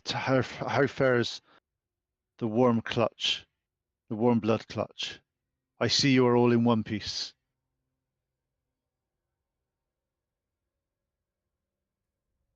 We are. Our town is not. Kind of pass them all the info about what I've seen, and everybody else can chime in with what they want with how destroyed or decimated or half decimated the town is. 5%. That's a pretty serious 5%, to be honest with you, by decimation standards. Do you need to know the exact percentage? Do you need some No, percentage? I could give you some. no, I could give you. get it. Nobody needs to math in public, please. I can give you massive list of all the percentages of damages and stuff if you want to go into that much detail. I can. We can figure out where these sanguines are from where the sanguini tells us, or we can strap him to the front of the ship if we need to. And we could use all sorts of magics to get him to take us to where these turds are. But I think the offensive is what needs to happen. It appears that these little turds keep coming up and ruining everybody's lives all the time. And I think it's about time we go find this, specifically the ancient one. You know what I mean? That I'm assuming you guys told us about because we were hearing people Yes. scream. Yeah. Yeah, I would have Um, relayed everything that Mauve and I got, as well as the fact that, it seems like we've been targeted specifically. But before we just go running off half-cocked trying to find this ancient one, maybe look into different ways to know that. I turn to the lizard folk and go, hey, have you ever had references to an ancient one or something along those lines when you fought the sea devils? Both these look and say, maybe our shamans, maybe the queen. We have not got that information, unfortunately. I've been trained from birth to use spear and shield, not to learn history.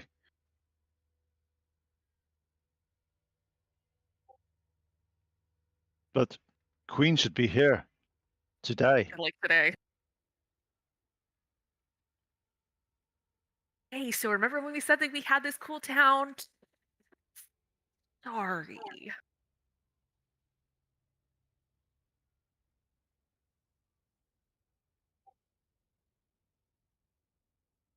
Okay, so you're currently on the boat, on the Sea Ghost. Are you resting on the Sea Ghost? You're having a short rest, trying to have a long rest? I need a long rest. I'm going to stay up and I'm going to cook and I'm going to sing and stuff and try to. I'm fine waking up exhausted. I'm going to make sure everything is good to go with the crew. Take care. Well, you okay, perfect. Anything anybody else wants to do? You want to sort of do that? Is anybody else just flaking out? Anyone? Just so I know. Al, what do you want to do on the boat? Oh, don't say fishing. Al's going around just doing his best to help everybody with everything.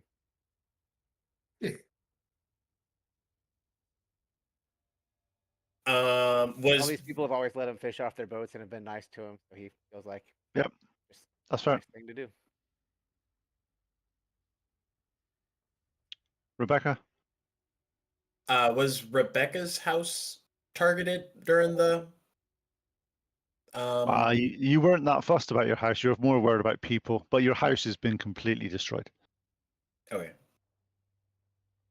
In fact, give me a perception check. It's like the DM wants us all to live on the boat together. We had nice houses. Just a 9. No, yeah, it's been completely demolished. Okay.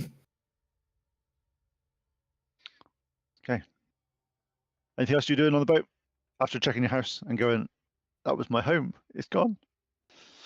Is there anything salvageable? Not with a 9. Oh no. It's Becky in sleeping gown. Sleeping gown mode for the rest of the. Okay. You might have to No, find some armor. That's point. You do have to find your armor at some point. That's going to be interesting. Aside from just checking to see if there's anything like that, she would head back. There wasn't anybody else in the house, so. Yep. And both.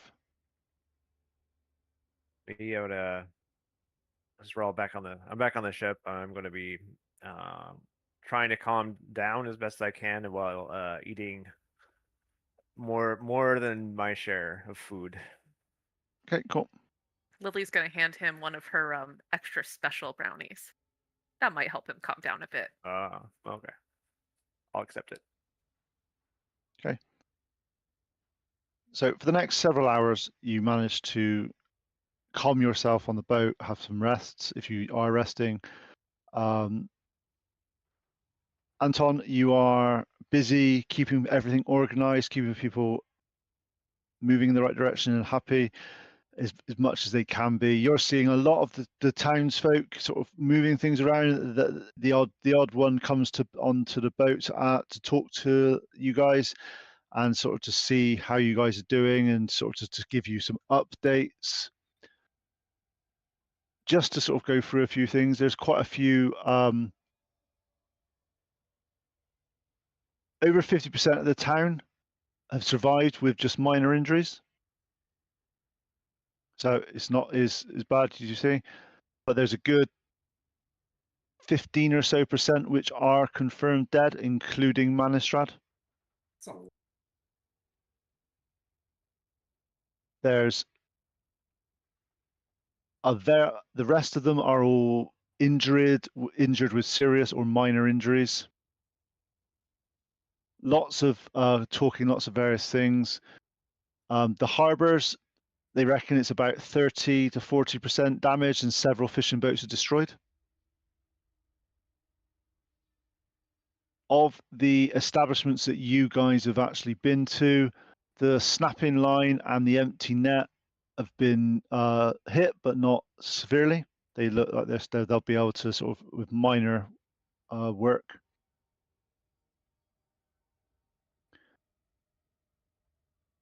Anders comes on board late in the your rest. I'll find his little I'll thing go here. to him directly. As soon as he tries walking on the ship, I'm going to stop him before he gets on board. Okay. Second. Lost my little note.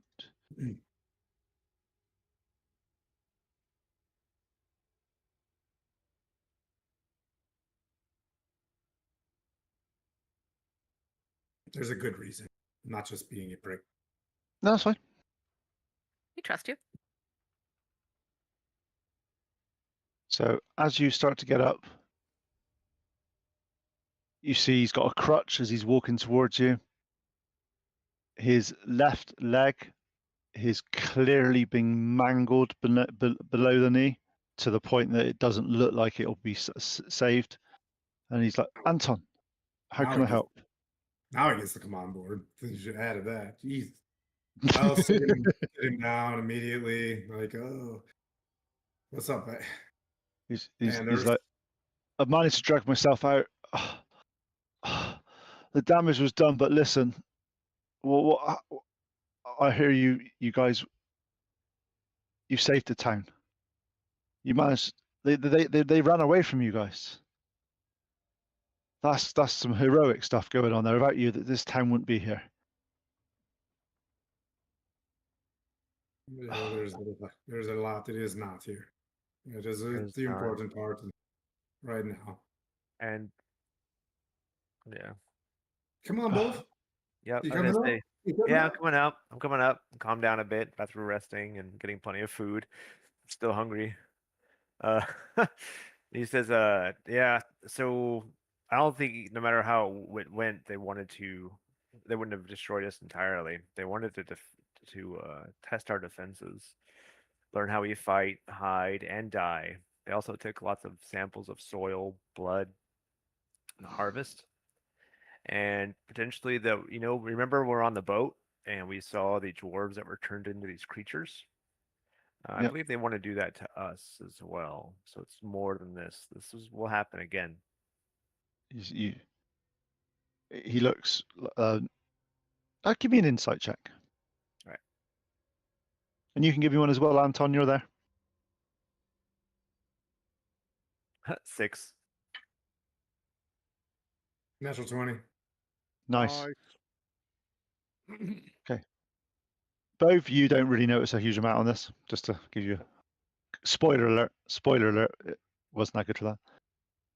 Anton, when you say about turning into this and what they were after, you get a moment of that Anders looks like he's absolutely furious but yes. it's not sure if it's on what he said or his injuries or something, but he's really not happy about something. Take a deep breath. Anders, what makes you super angries? How can I help? He's like, they can't do this to the town. These No are shit. this is just it's not right. It's not right. Yes, you're right. Oh, with the Normal 20 people though, don't act like this. with the 20 though, you can see that he's. In fact, it feels like he's acting No. just because of Let that me happen amazing at role, one. Oh, that amazing I'm role going you to had. side-eye. Goodness gracious, Kai. I'm gonna side-eye Bove with a look that looks, you know what I mean? Like now I'm pissed as I look back at Anders and say, I'm gonna bring him on board the ship. And I'm going to take the plank, the gangplank, and I'm going to pick it up and I'm going to drop it into the water. We'll need that later. We have lizard men. They can do that. They can go down there and swim up. They grab it. That's fair. Yeah, so basically, from this role that you've got, Anders' injury is 100% real. There's no way that could be fucked. That's Yeah. just like it's. Yeah. But his breathing patterns controlled, measured, not the erratic grasps of someone in genuine shock.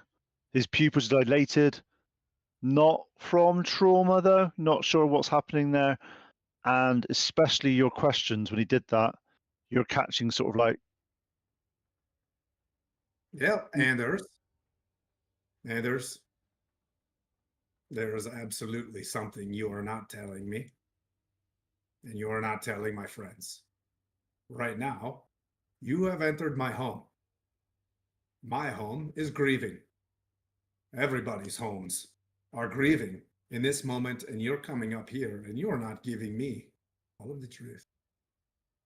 And I would like to stay as patient, as calm as I possibly can, and I would like you to be able to get off my boat, to return back to what may or may not be your town anymore, because you are going to tell me and my dear sweet friend Bove, who likes to swing things from tails, as I look over at him, what you're not telling us. And until I am satisfied that you don't have something to do with the hurt and the pain that has happened to this town, then you may return. But I would love, as I start working on his leg with my other healer kit, Bove's gonna ask some questions while I work on you. He looks shiftedly at you and then at both. Well, there's nothing at all. This is. I've just look at my leg. Without my leg, look. Would I have done? I can't have. Hang on one false. moment. I have a friend who can do this. Hey, Rebecca, you know how to tell if someone's telling the truth or not, do you not? And wouldn't it be real weird if this dude knew that the Sanguine were coming? Oh, whoops. Whoops, whoops. Now you better start speaking the truth. Because that'd be Okay. pretty terrible if my dear sweet friend who lost her whole family, and she lost her whole family to the Sanguines, that you had something to do with that. That's impossible. Right? Right. Okay. Let's see. Rebecca, can you help me see if this guy is going to tell me the truth?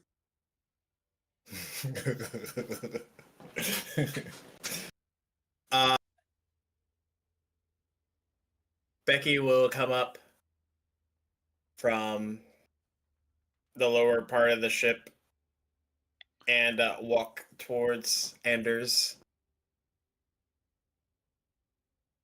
She'll look at him. It's been a long day. While I might not be able to compel you magically to tell us the truth, if I get the slightest hint that you are deceiving us, this will not end good for you. you see him trying to backpedal, and he's like, "I've lived in this town for years. You've known me. I've looked after you for years, Rebecca. I've ensured that we've done everything we can possibly can to protect you and your family from any form of attack. Look at my leg. There's no way that I would have. If I knew this was coming, this wouldn't have happened. Surely you don't believe this newcomer to the town." All right, Anders. I'll bite. You're making Tell a us about terrible your- mistake. Tell us all how your family perished.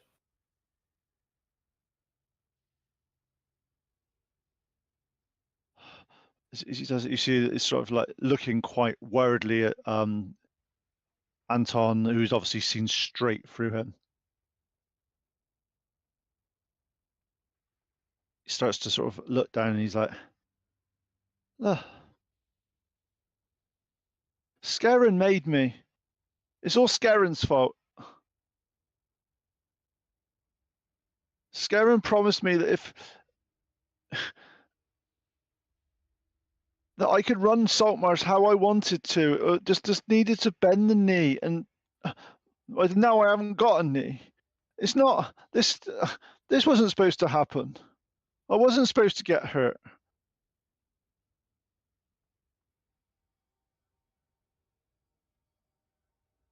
My I don't know what happened to my family. That Andrew said that they took them into protection or something like that, just to sort of ensure that I was cooperative. But that's been years, and I've not heard anything. You don't have the desire to find out? It's not the desire. It's every time I ask questions. As you see that he gets his You've noticed Anders always wears gloves. He always has done for many years. As he sort of takes off his left hand glove, you see 3 of his fingers are chopped off.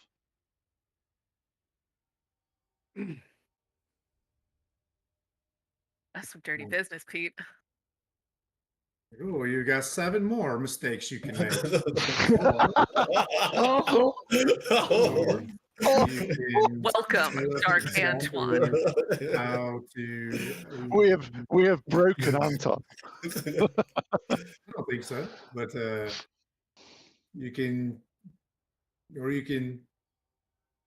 turn around right now. Turn your compass, towards pushing these demon pigs back into the sea. And the next time you come off my boat, my family's boat, you can return to a town that is healed.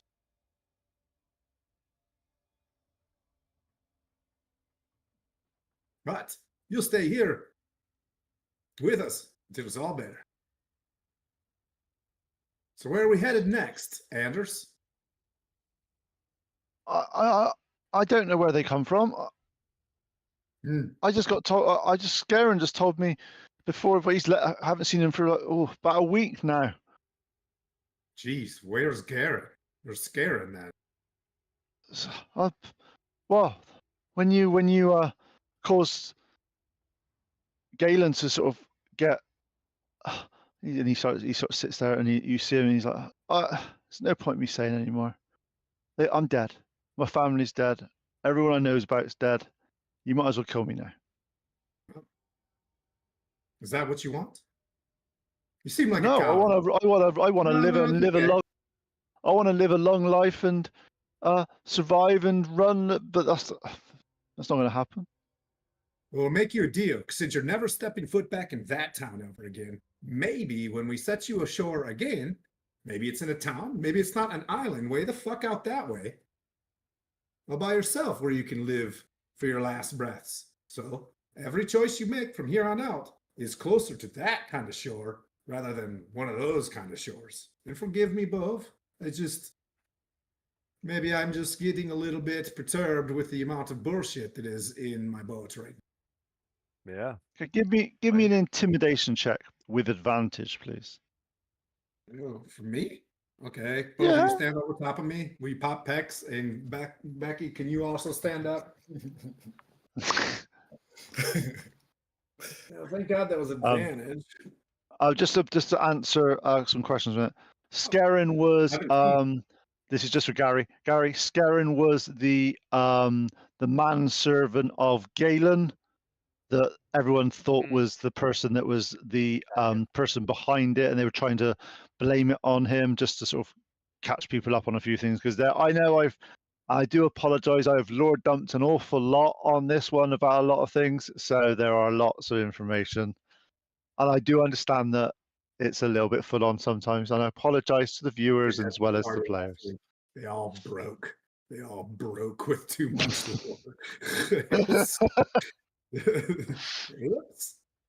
Okay, back to a dungeon crawl. Whoops.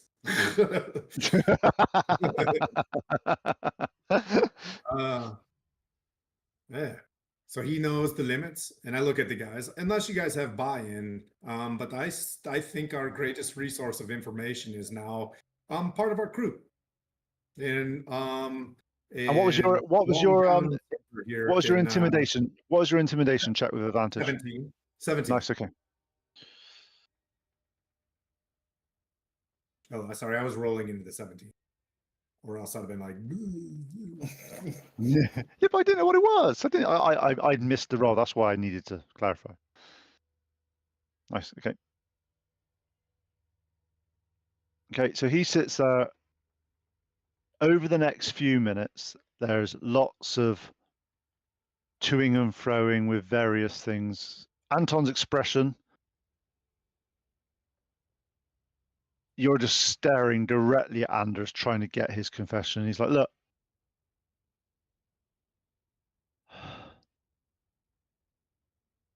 Give me 2 seconds.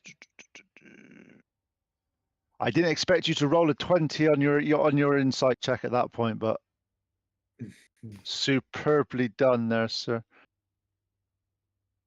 Rolled a lot of 2s.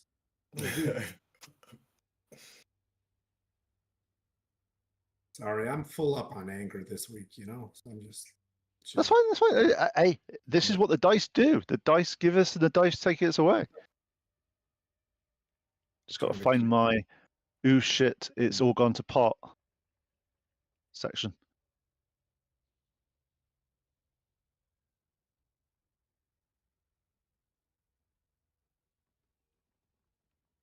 Okay, so there it is.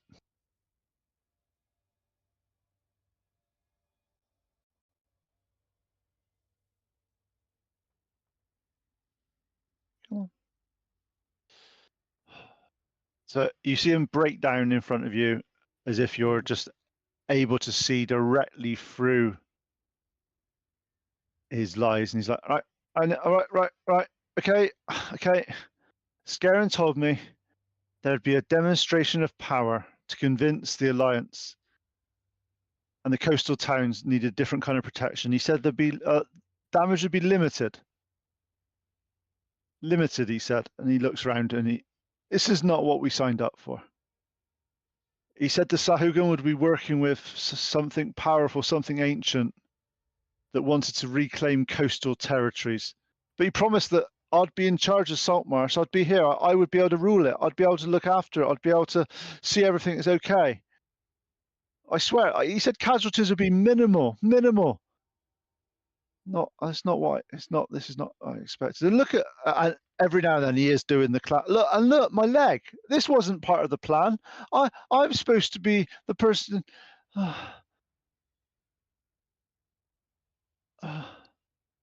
Scarin would have. Part of the reason why Becky's family just died. Okay. Okay. He's allowing these guys to come in. 1 + 1 is 2. 1 + 1 is murder. Scarin said that this was phase 1. He did mention something about the Great Rising, I think he said. But and the great, and the what did he call it? And you see him, and he's the great the Great Joining. Yeah, the Great Joining was going to be next or something like that. The Great. I'm not sure what he means by that. He just said I was going to be in charge of this. I'm You see him. assuming Aaron is to the south of here, and I go to the maps, and you know what I mean? Like, where is No, Scaring? Oh, I know. Scaring came to the town about 30 years ago. He's been here for longer than some of the people in this town. It's that way? He said when the Galen Primewater fiasco happened, that's when I lost. And you see on his third finger, his index finger on his right hand is relatively freshly cut off, and he sort of.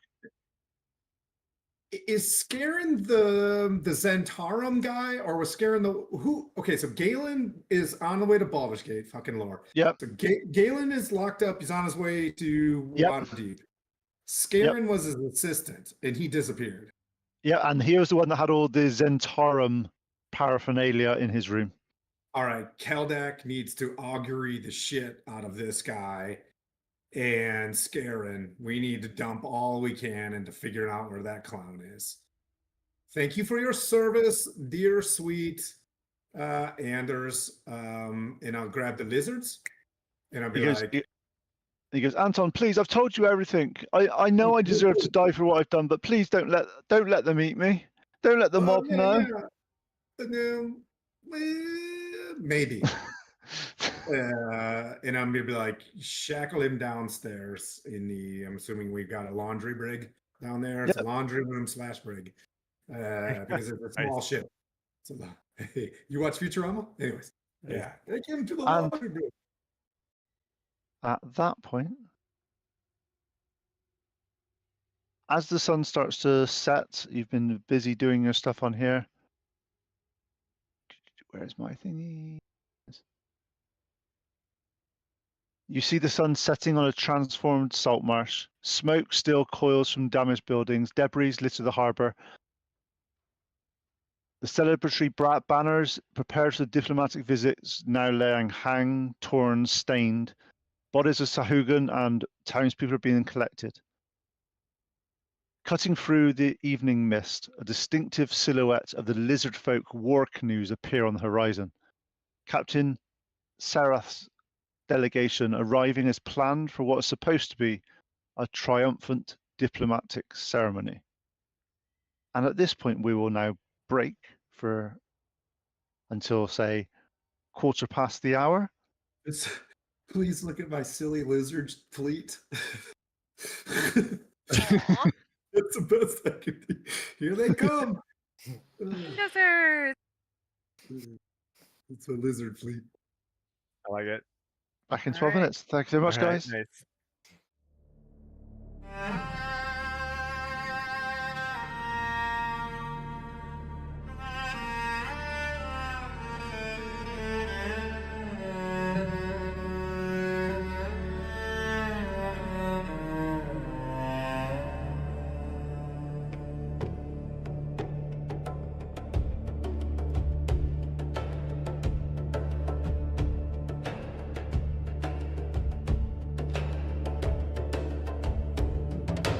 Chimes in the stillness, dust on the breeze, voice in the silence, promise that sees first.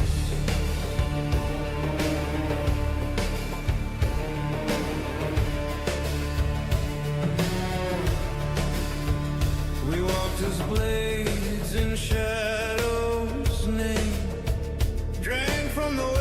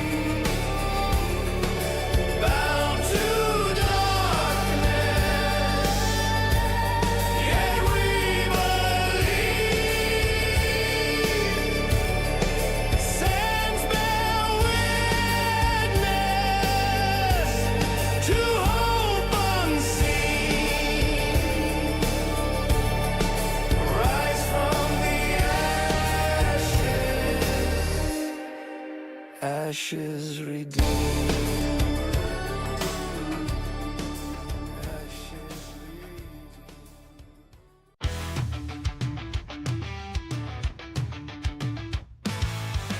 Creeping in the shadows, eyes like fire.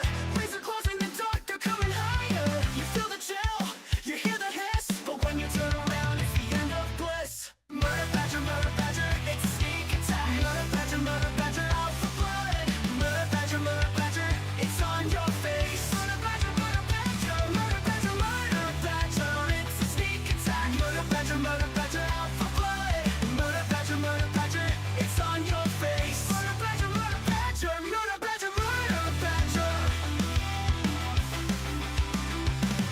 No mercy, no time, you're on their list. Never rip and tear through the fog and mist. These monsters won't care if you run or scream. Once they got you, you won't wake from the dream. Murder badger, it's a sneak attack. Murder badger, out for blood. Murder badger, it's on your face. Murder badger, it's a sneak attack. Murder badger, out for blood. Murder badger, it's on your face. Murder badger. You thought you were safe, lock the door tight, but murder badgers, they own the night. You can try to hide, you can try to flee, but they'll find you no matter where you'll be. Murder badger, it's a sneak attack. Murder badger, out for blood. Murder badger, it's on your face. Murder badger, it's a sneak attack. Murder badger, out for blood. Murder badger, it's on your face. Murder badger, they don't care, they don't share. Murder badger, everywhere they'll tear you bare. There.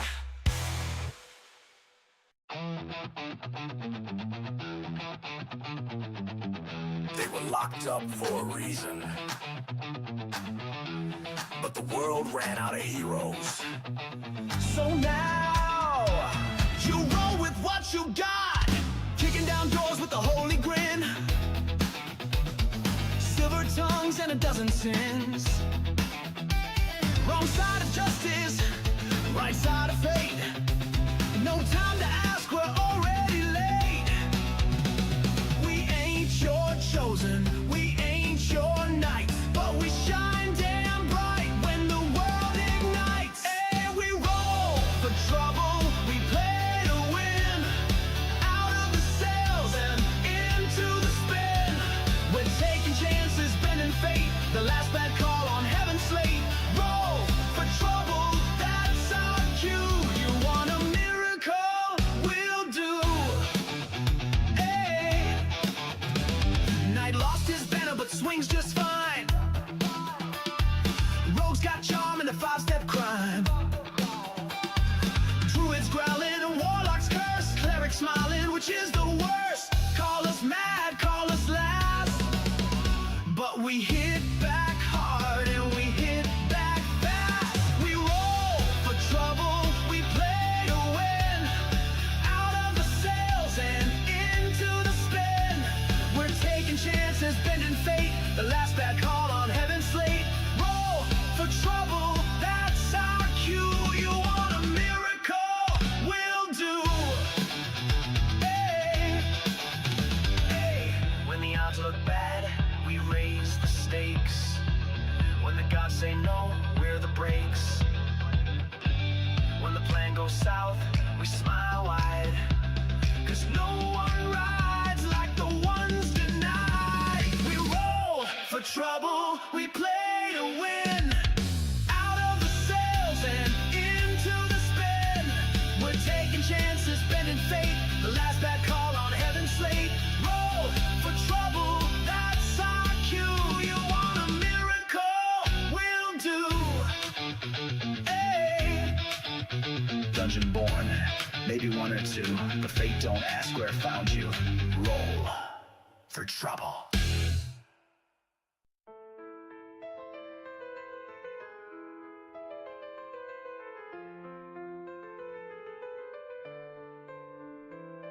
Awaken me in shadows deep.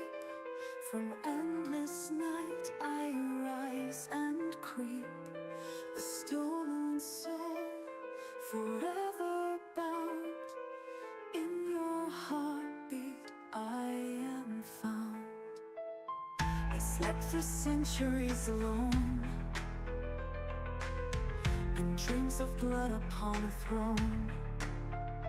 But your foolish hands, they touched the key, and now your fate is bound to me.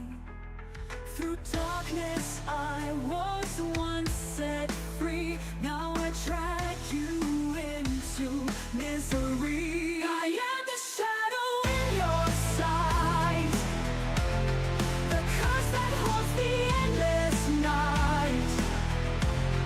Your hero fell beneath my bite.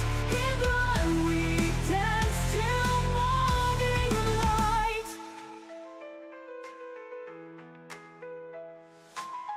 Your friend, your brother, now my own, a puppet on this cruel dark throne. The demon's hand, it pulls us all. I rise, I claim, I make you fall. From hell's deep pit, I stole his flame. Manuki gone, where the echoes of pain. I am the shadow in your sight, the curse that haunts the endless night. Your hero fell beneath my bite. In blood we dance till morning light.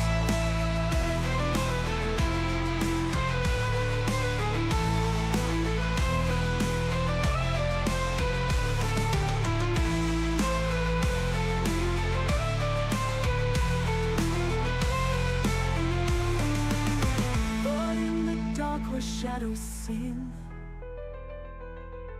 a heart still beats within this thing. I am the weapon, I am the blade, but long ago I was betrayed. Now cursed to walk this endless fight, no dawn to break this eternal night. I am the shadow in your sight, the curse that haunts the endless night. Your hero fell beneath my bite. In blood we dance till morning light.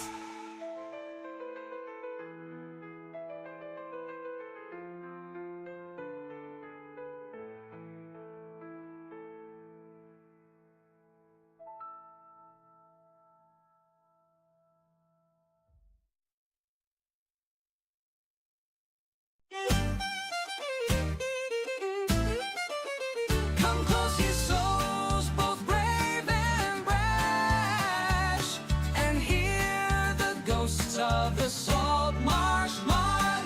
Fog rolls deep on the haunted tide. The Saltmarsh calls, no place to hide. A shipwreck looms, her sails like bone. The sea won't let her rest alone. Shadows dance round the lantern light, bones and gold in the dead of night. Raise the flag and sound the bell, ghosts of the Saltmarsh rise and swell. Storm and sea won't break our vow, we chase the past, we live for now. Whoa, whoa. A captain lost, his soul unchained, his whispers ride the wind and rain. They say his treasure still remains, buried deep beneath the waves.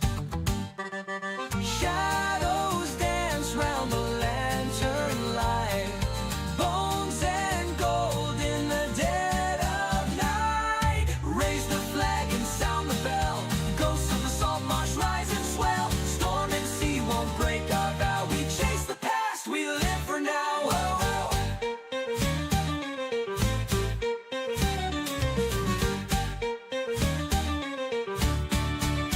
The tide it takes, the tide it gives, but none return, no soul forgives.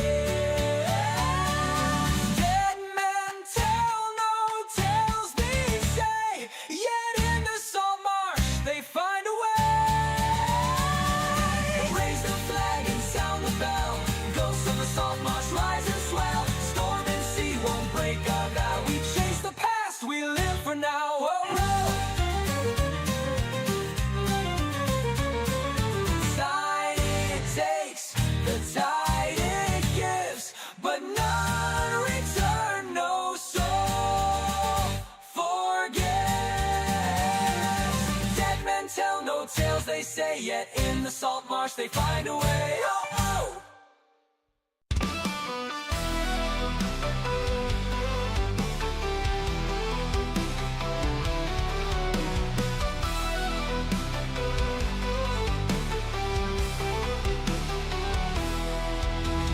Sail to the north, where the frost winds blow, where the giants roam and the icebergs grow, to face Charles Stronghold in his frozen keep, and steal back the ship while we put him to sleep. Heave ho, hey ho, we bring her home, with Torvik's revenge on the icy foam. We broke the chains of frost and storm, and sailed her south where the winds are warm.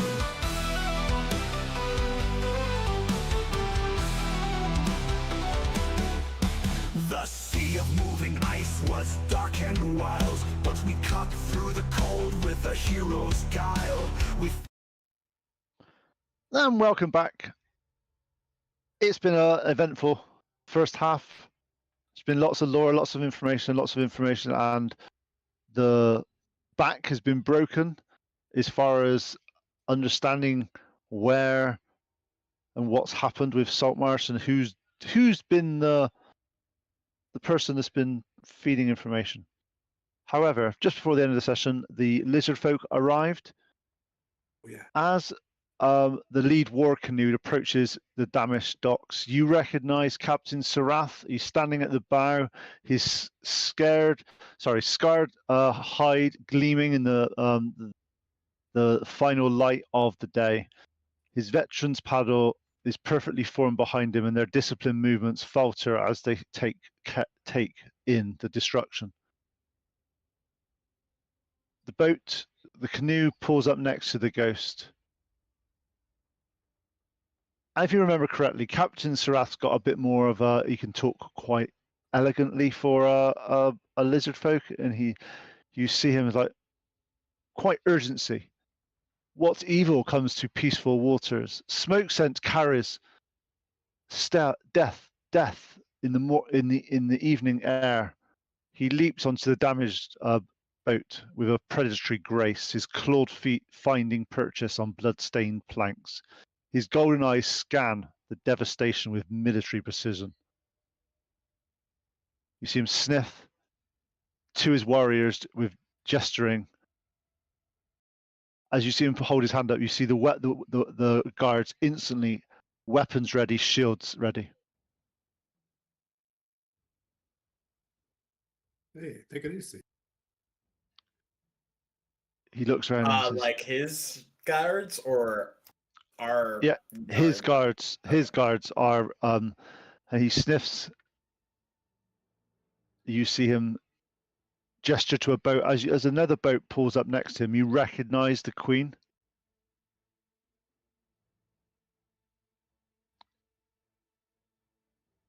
She says, "Wrath upon those who dare. We come with feast sharing, with friendship words. Instead, we find death waters and burning places." She surveys the damaged harbor with calculation gaze of a ruler. What tribe brings war to our alliance friends?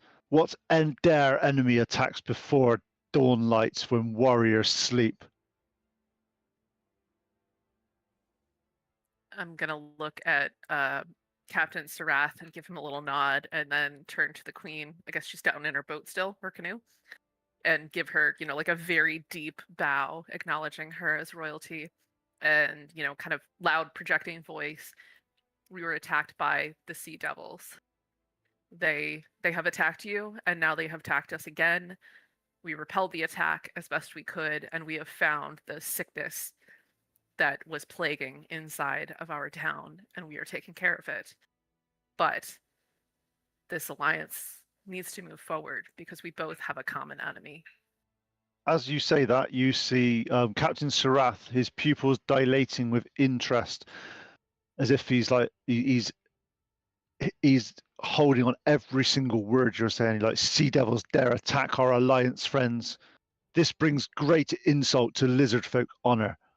Tell us, how many of the enemy and what direction did these death swimmers flee? We were able to kill many, many, many of them. They still litter our town as we clean up the bodies. Those that remain have fled. Sorry, finding my notes. They've said that they came to test our defenses to see how we hid and how we die, and to sample the soil and the blood. But they said that they did this at the behest of their ancient one. We found, and she kind of like points a thumb over at Anders, this guy making deals that hurt all of us. And we know that they've fled back into the water, at least a 3-day swim into the deep sea. I don't think we actually got a direction, just the deep sea. Yep. I don't know if that's like there's a Marianas Trench equivalent, or if that would mean anything to any of them, but that's what we got told. Nice. As you mentioned about the devastation and the cause, Captain Strafka is an ancient one. Need to. You see him lean into Queen.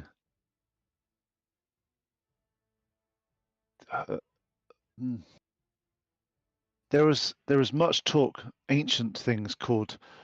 The shamans speak of bound ones, ancient things that ruled deep water before. Most slumber in deep places held by old magics. If they serve an ancient one willingly, this threatens all who live near waters. Yes. They said that they were waiting. There was a plan to come and make the water rise along all coasts so that they could kill everyone along the coast, whether it be us, our towns, your lands. And they wanted to kill us all. When we asked why they would murder, he laughed. I don't know if he didn't understand the word murder or if they didn't see it as murder, but they intend to take us over. I think they intend to invade our minds and our lands. With that, when you start talking about the minds, you see an instant. You don't even need a reaction roll for this. Literally, as if it's triggered a memory or something that he looks straight at you and he's like, the old ones' stories tell of a dreamer in deep who could touch people's minds across great distances. They make other creatures serve without freedom. Even proud lizard folk warriors become puppets to these things.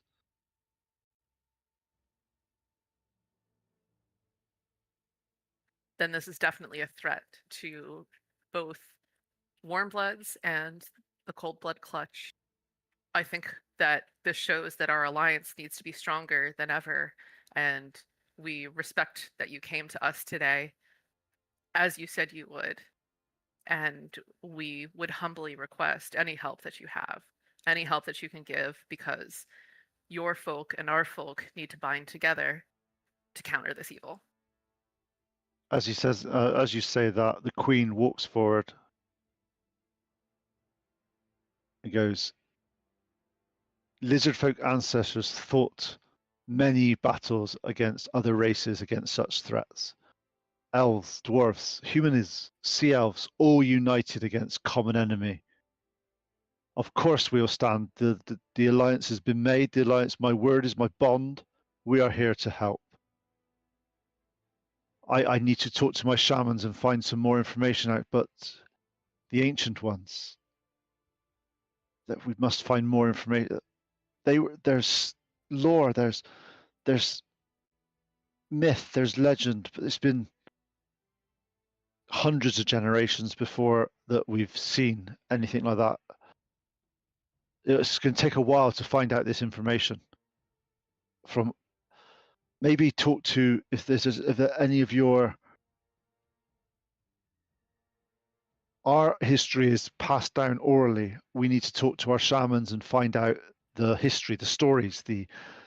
But I know your races value the the scribblings, the Scrolls. were yes, this is The maybe magic users have scrolls.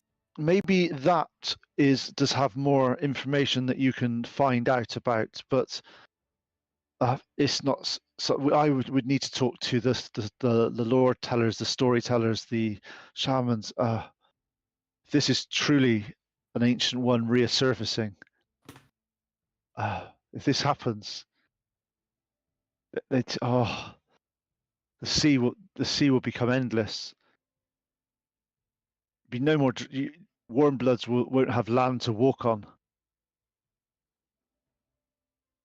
I promise you that us, the warm bloods, we are ready to stand with you, stand with anybody else that's on this coastline that's willing to go against these sea devils, as you call them. All of us have been marked and pained by what they've done to us, and we have very strong reason to stand with you, stand with our town, and stand with anybody else that would oppose them.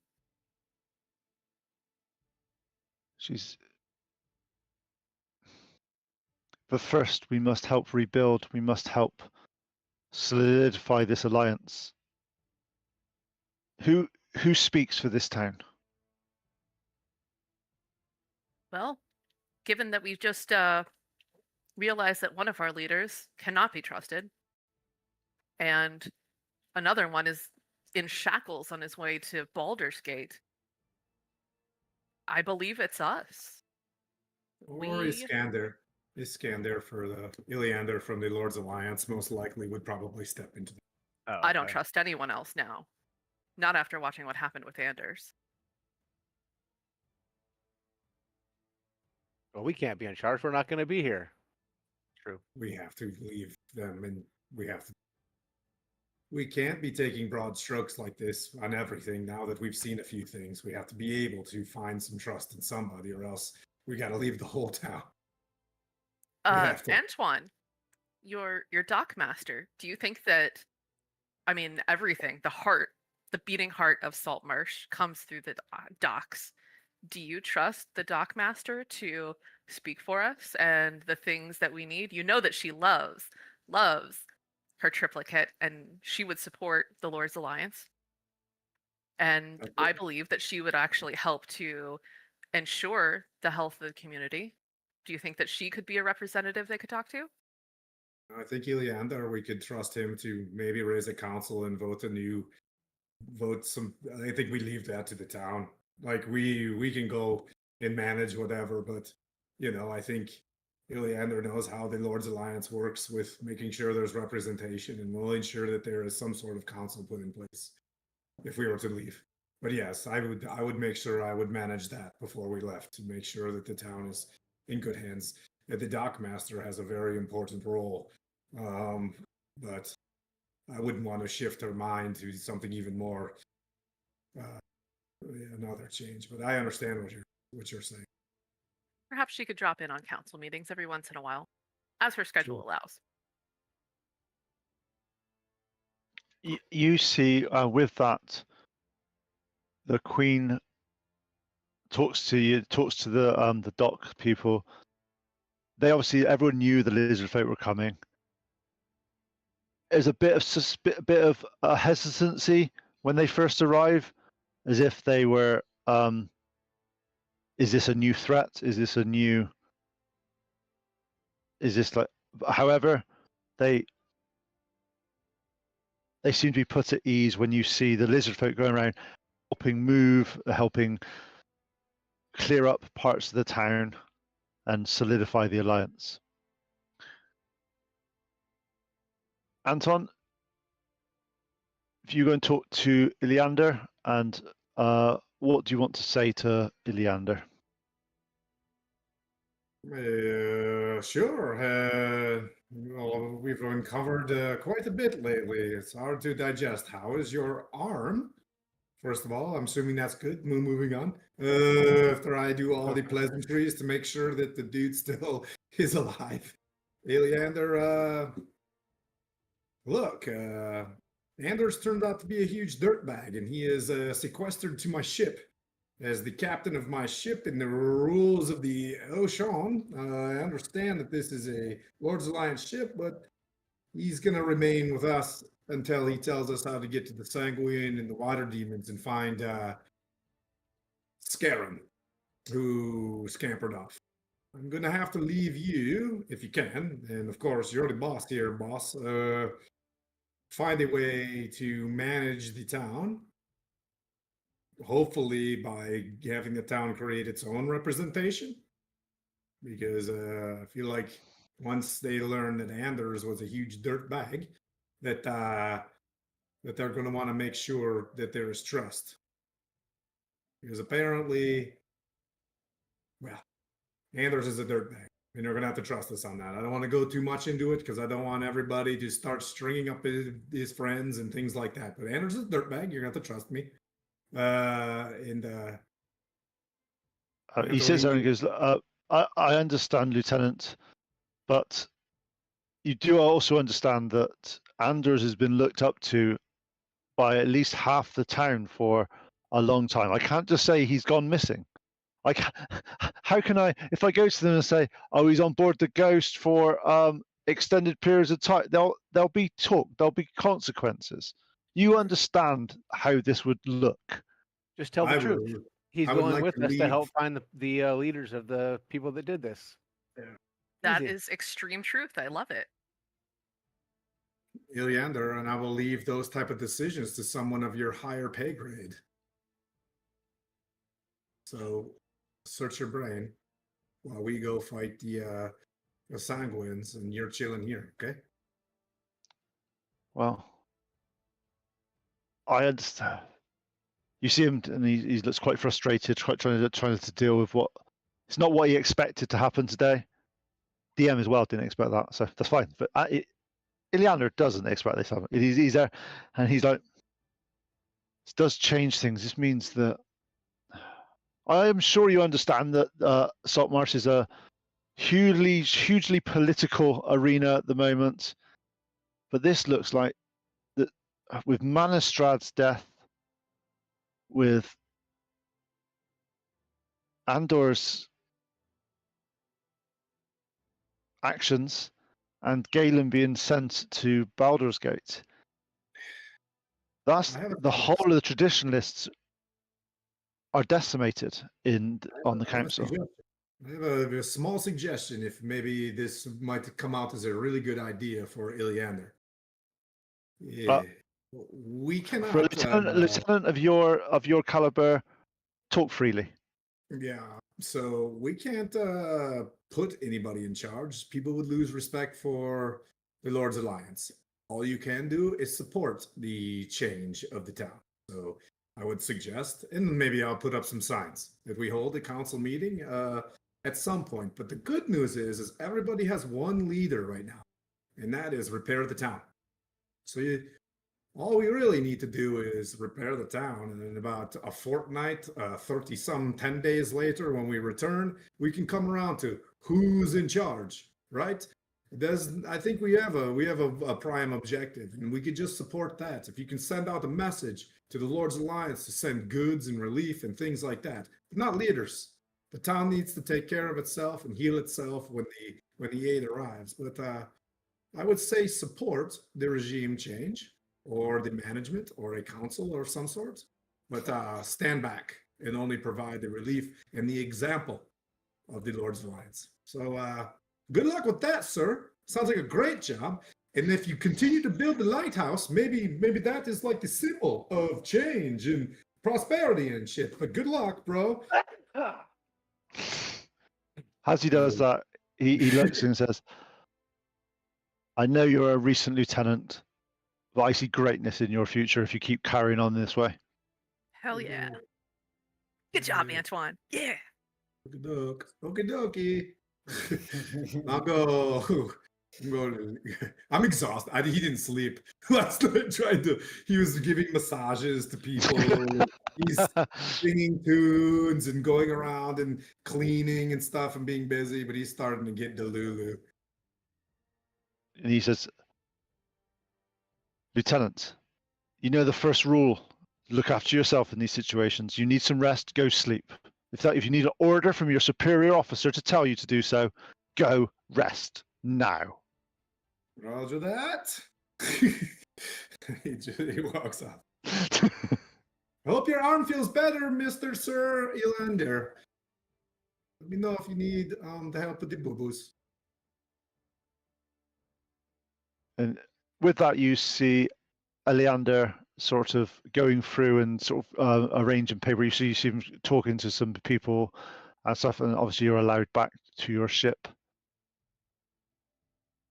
Over the rest of the evening, you see that the lizard folk are now guarding various elements of the docks, and their boats have been positioned around the town. One significant thing you're noticing now that with the lizard folk there, they are working in tandem with Iliander's guard force. So they are actually able to assist the guarding and and they're working well with the guards of the Lord's Alliance. This seems to be bringing a little bit of stability and a little bit of people seeing that there's actually people around to help, to assist, to protect. This is great. Hey guys, look. We're all on boats. Like, look at, we've created such a community. We didn't know each other for shit just about about a month ago. We were just a bunch of dudes fighting over bread, and I was over flirting and being weird. But look what we've done. I'm very proud of all of you, and I know it's been a real shit show. I love all of you, just so you know. And I think I'd like to get the wind in these sails and start putting the boot in the ass of these little water demons. Hell yeah. I think Let's we're do it. ready to do that. We just have to. Yeah, we have Anders on the ship to guide us where we need to go, right? Anders, And a sanguine. We got an Anders Well, and a sanguine that we can. Sanguine's dead. He's well and truly dead, that guy. He's been ripped to shreds by Rebecca. Yeah, remember? We got the information, but that's all we could get out of them. And So what I'll do is I'll go around the table. I'll go around the table one by one and see what you guys want to do. I'll let you have a long rest. So you have a long rest overnight. You wake up in the morning. You are all fully refreshed, fully healed, fully rested. Boop. I'm going to go around and find out what your next plans are, what you guys want to do. Mainly just so if there's anything, because it's obviously quite hard to, as a group, to hear everyone's voices and to find out anything that more information that you're trying to find out or anything like that, or anything you want to do. And we'll stick to the same orders we've done the rest of this session in, because it's just nice and easy. So Rebecca, you wake up in the morning, you've had your stuff. What do you want to do? Is there anything that information you want to find out about? Is there any loose ends that you've overheard, you've discussed, and all this stuff with your friends and colleagues and all that you wish to dig into more? Or do you just want to now jump in the ocean, swim 3 days, and kill Sahaugin? As much as I would like to do that, when Rebecca wakes up, she'll have to figure out a plan forward to gather like gear and stuff that she can take. And so what gear are you specifically looking for? Are you looking for some more armor? Yep. Okay, cool. Yeah. Is it done? We got the cash now, right? I've been working. Like, no more fucking curveballs, please. He's right. Just give me just a little second. Just a little bit of time. We'll get you a Okay. Anything else you want? Yeah, anything apart from armor? Are you looking at? She will check on Keldek, considering he was kind of spent the last time. She just wants to make sure she's checking in with him before she leaves. Because considering he's probably like the closest thing to family she has left in Saltmarsh, aside from like present party members, but she's going with him. So Yep. So as you go and see Kaldek, he looks visibly aged, as if he's the amount of magical energy that he used to sort of keep things at bay and keep things alive is drained him. Probably going to take him several weeks to fully recover his magical reserves, being not a PC and getting all this magically stuff back overnight like you guys do, just like magic. As you enter, he's like, I don't believe that it's been said enough. Your group has saved Saltmarsh in more than one occasion. A, you repelled the Sahaugin, and B, this alliance you've made with the lizard folk. It's unprecedented. I never expected you growing up that would be part of this band that has pulled this momentous task off. What are your what are your next steps? And is there anything I can assist with?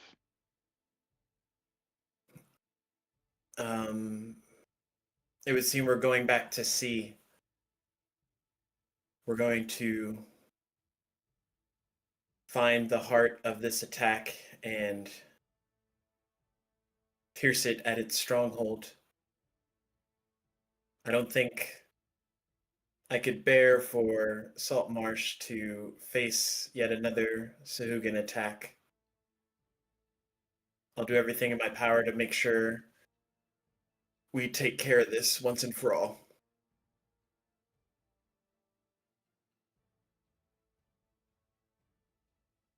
Do you have any clues of where to go, what to do, what to... I mean, there's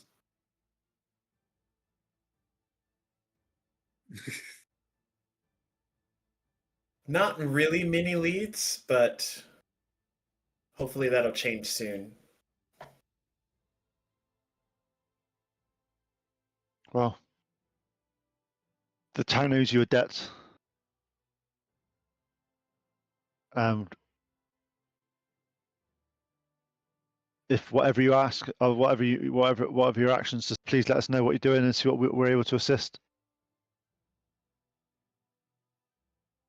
Understood. She's going to summon her familiar, her osprey, and she's going to leave it with Keldek. If anything happens, send word with Oz, and he'll get it to me. But stay safe. Of course.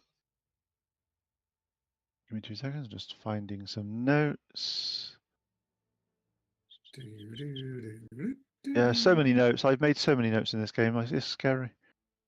Okay.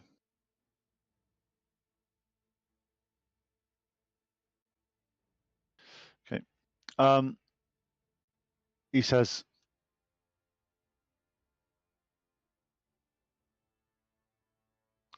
and he's well, if you're going to be going after Sahaugin, I'm sure I do hope you can hold your breath. I'm not the best swimmer. Don't shake your head like that at me, you. I get You're 2 going spell swimming. slots. I get 2 spell slots. Gary and I are having this discussion.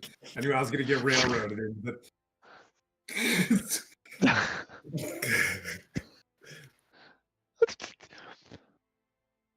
When have I said you're getting? I'm the only one that's got the spell.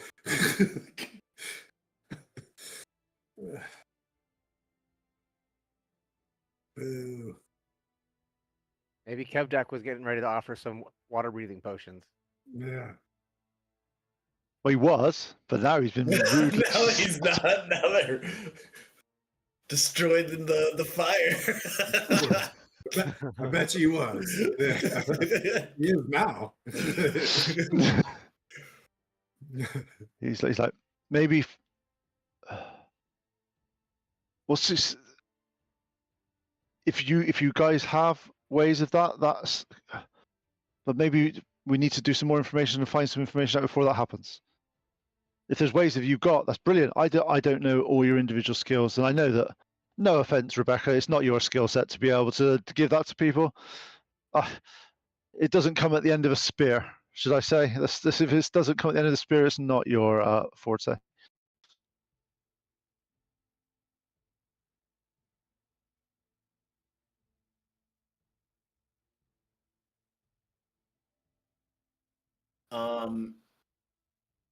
But just make sure talk to your team members, find out, see if there's anything that you've got. Yesterday or last night, is there anything magically we should be prepared for? I know that there was wards protecting this place, but did they have any means to get through those, or? Well, I held them off as long as I can, but every ward I had in this place failed. It took them a bit more time, but they were very persistent, which is unlike. They're not normally as militant as this. They usually attack in more chaotic fashion.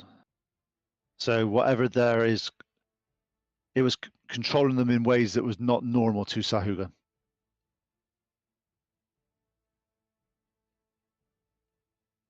And just so we'll do it slightly out of order now, because it's easier, because I know that Anton was very keen on this. Anton, as you are doing some various things, Captain Zendros emerges from the deck. She's the person that you ordered the suits from, the metals from. Oh, Captain Zandros. Yes. There's loads of different names. That's why I'm being nice. Look, I'm not a completely evil DM. Okay, I'm not going to expect you to know every top of your head. Yeah. As you notice that she's walking with a bit of a limp, and one of her arms is in a sling. She's like, Lieutenant Hussard, please come with me. As you are escorted to a boat that is recently moored. As you can see, right on schedule, my contacts in Neverwinter have provided the items that you are after. As you look down, actually, you saw her with a limp. Can I have a perception check from you, please?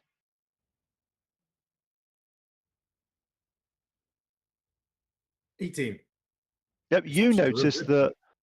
Yeah, your perception is amazing today. You noticed that her leg from the knee down is now, it's like a peg leg, but she's carved like a boot at the end of it type thing. It actually looks quite good from a distance, but now you're close, you can see why she's moving a little bit more unfluidly. The beauty here, these are both Waterhaven craftsmanship. Notes the reinforcement patterns along the breastplate. Right. These are both, I've taken the liberty of finding suitable enchantments for these. As you go, you see there's an emblem on the side, and you say, I was unable to get some of the ones I was after, but this one, these are both plate mail of donning. If you attune and press this item here, the armor will appear on yourself. So no longer do you need time to doff and don your armor, kind of like Iron Man, nanobot type things. Those, what are you shaking your head for now? What have I done?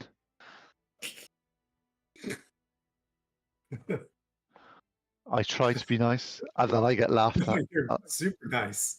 That's fantastic. That's awesome. Right, if Now, Donnie. Okay. Just to let you know, Iliander and the surviving council have paid your bill for the rest of these armor. Also, I understand that you may be going on a voyage. Yes, I think we're headed south. We're not too sure. We got to rummage through some paperwork at the harbor master. Well, as you get down, you see her pull out a pearl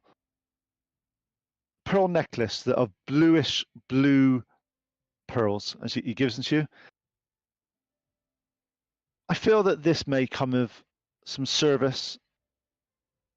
I'm not sure of its exact properties, but I've been told that each of these pearls is able to be crushed underfoot, and they provide some ability to, let's say, they won't let you drown for a period of time. Interesting. That Do you have came in s- handy because it was going to take me to level 6 to learn how to breathe water.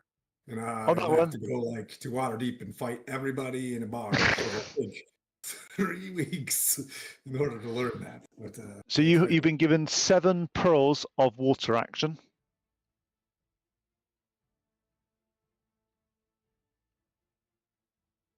Each one gives between 2 and 4 hours of water breathing and water action.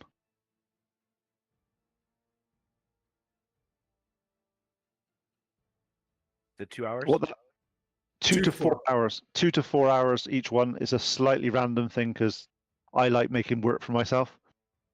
And water breathing or water action means you can breathe as water, and your movement speed underwater is your normal movement speed.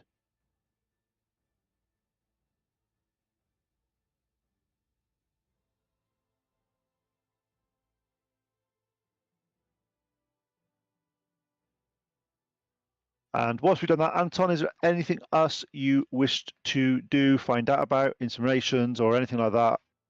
Yeah, I'm going to stay with Hannah, my bureaucratic nerd, and Tasman Quillwright, and we're going to spend the evening like nerd lawyers and going through every document possible.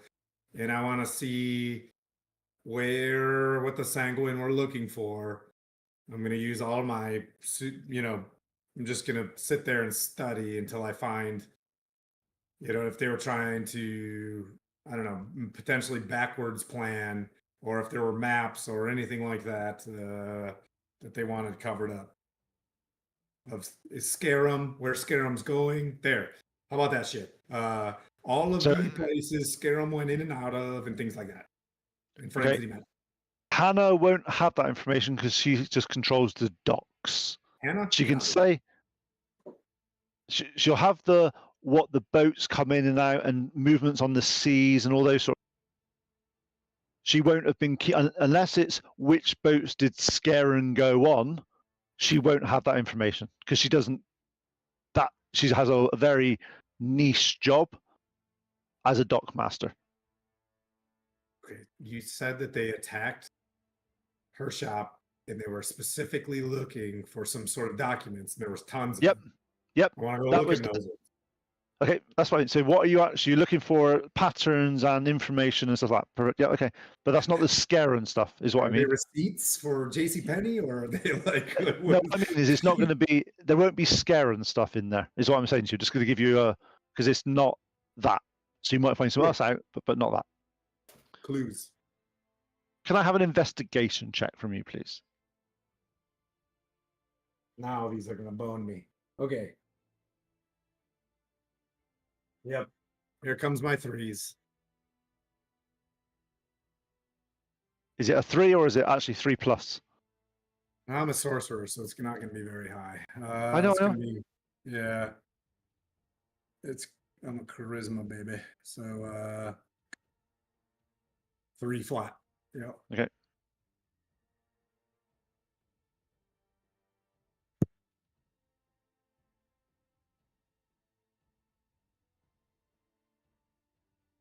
Okay, so as you go through with Lessa and the assistant,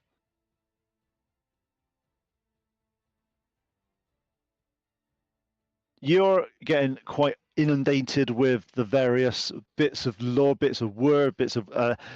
It starts to all blur together for you when you're doing this sort of stuff because it seems to be just so much more to take in.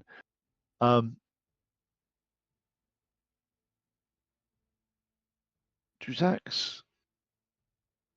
However, Lessa and her assistant, with the diligence of proven sort of documentive type knowledge, start to piece together that there has been several ships seen in certain. Obviously, we got the. You know that there was lots of slavery with the various green lights flashing and all those sort of things. There's been multiple cases of those similar green lights flashing for months upon months. It's just never been really glued together by someone sitting down and going through all this information.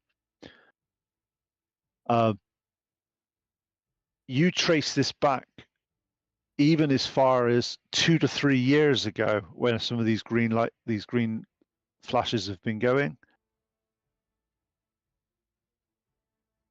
From this, you've understood a few of the boats and a few of the ships that were involved, but just by process of elimination, they weren't in dock at this time. These weren't here. Where's this to do with? It's circumstantial at the moment, but you've got a list of various vessels and captains. You don't recognize many of the names. They're not ones that are regularly in dock because you've been here long enough now. But you reckon you could give that to Iliander and go find out some more information about this and see what happens with that information. But without their diligence on the paperwork, this would have been nearly impossible to find. So, thank you. Just write my notes up for this.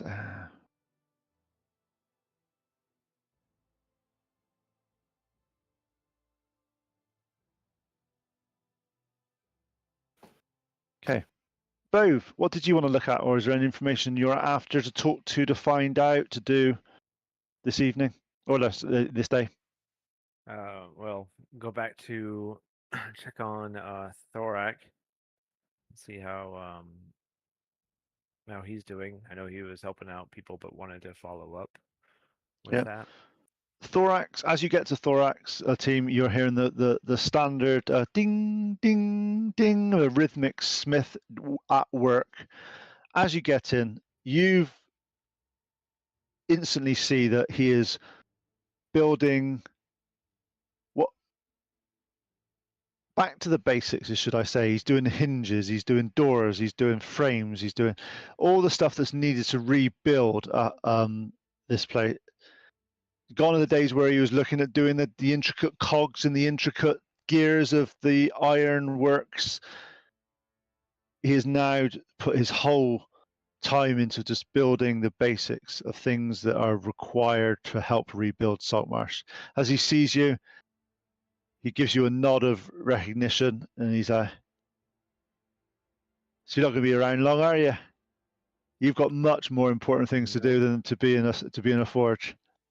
I sure do. I definitely trust it. I know it's in good hands and in good care. Also, keep the charges low if you can, without eating into our profits too much. But try to get this town back on their feet, because if we can't get this town to how it was, then nobody will come here, and all of us will have to move. Very wise words, Mr. Bove. Very wise words. So Without a customer base, we are no one. Correct. Keep at it. Excellent work. Excellent help defending it again. Defending the yourself and the smithy from the Sahaugin. I'll leave him with that. I don't know how long I'll be gone. I don't know when I'll be back, but if I don't return, then this place is yours. And I told him about what happened with Manistrat. Manistrat. He's like, look, save the town, obviously. See what's happening. I'm not one for greater goods, greater evils. But whoever's done this to the town needs to pay. And to be honest, your group is the only group round here that's anywhere near strong enough to do with this.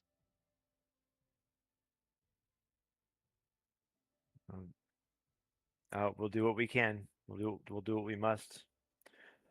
With that, I'll leave and look to go replace the healing potion I used earlier. You're not allowed to replace that. Healing potions are overrated. Oh, okay. Give me 2 seconds. I just got to check one thing.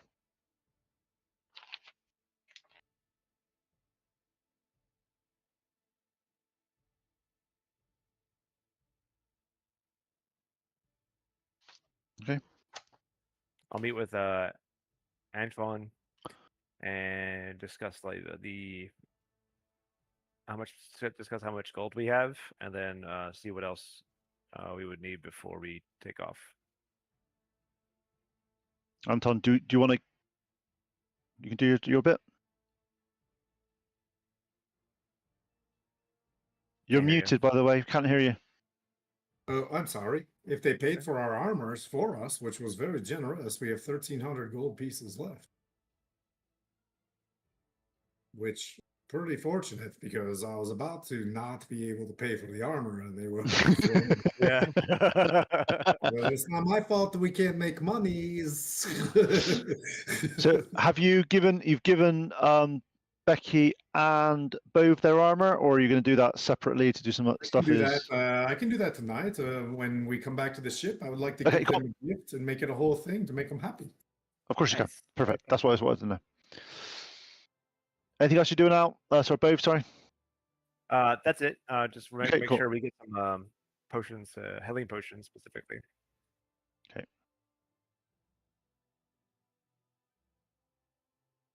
Okay. Al, what do you want to do? What information are you after, etc., etc.? Al can't hold his breath very long, so he is wandering around the town trying to find. He knows that we're going after these guys and that they're going to be underwater, so he's wandering around town trying to find anybody that can give some kind of healing potion or something like that, even if it's the creepy Kevdak guy, which he doesn't like. But if that's the only option, he'll go there. Okay, so do you want to go and speak to Keldak, do you? No, I don't want to, but I will. Okay, as you are entering Keldak's home, this is the first time you've seen him since the minor scuffle that's happened in town. As you see Keldak, he's visibly aged. He's looking a lot more haggard than the last time you saw him. As he looks up at you and he's like, as soon as he looks at me, I'm going to take my lure and like tuck it in my pocket so he can't see it. do you want to do that before, or are you doing that obvious as soon as he looks at you, just so I know? I don't think Al would have thought of it ahead of time. So Yeah, he okay. walks in, he's like, ooh, and he just like hides it. And he's not sneaky about it because he's Al. Yeah, that's fine. So Keldak sort of does a weary smile on his face and goes, you know, Al, that lure of yours is special. So special.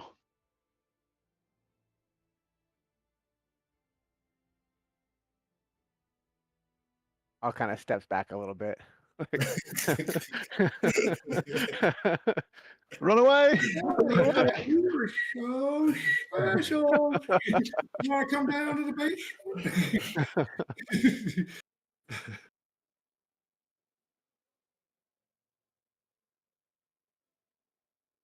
Okay. What brings you to? Oh, he looks around.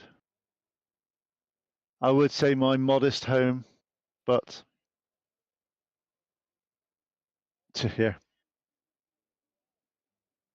Well, those fish people hurt a lot of people here, and I know my friends aren't going to put up with it. So we're going to go after them. I'm sure of it. But I can't hold my breath long enough to go to the bottom of the ocean, and I need some way to do that, and for my friends too. And you're the only person I know that might be able to help.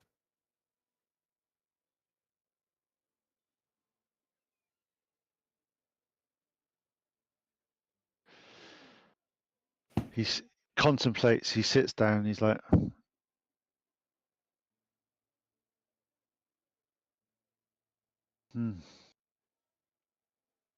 Al, come, please, sit down. I'm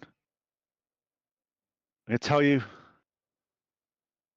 what sounds a little bit like madness, but this is true. And Saltmarsh and everyone we care about depends on you understanding this.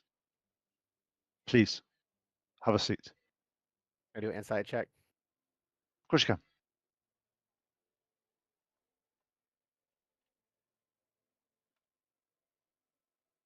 If I could just see it. 30-20. Yeah, he is being, he's been a bit shady to you, a little bit trying to find information, but now he is deadly serious as he sits you down. I'm not going to go very far from the door, but if there's a chair close to it, I'll sit there. Or an open I window, understand. or whatever it takes. I understand.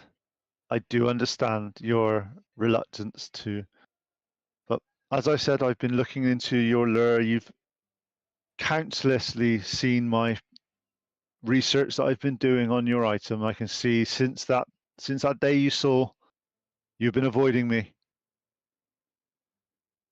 And I understand. Creepy old guy with lots of books. You guys don't want anything. I understand. But that little trinket you've got that you've carried all your life, I have.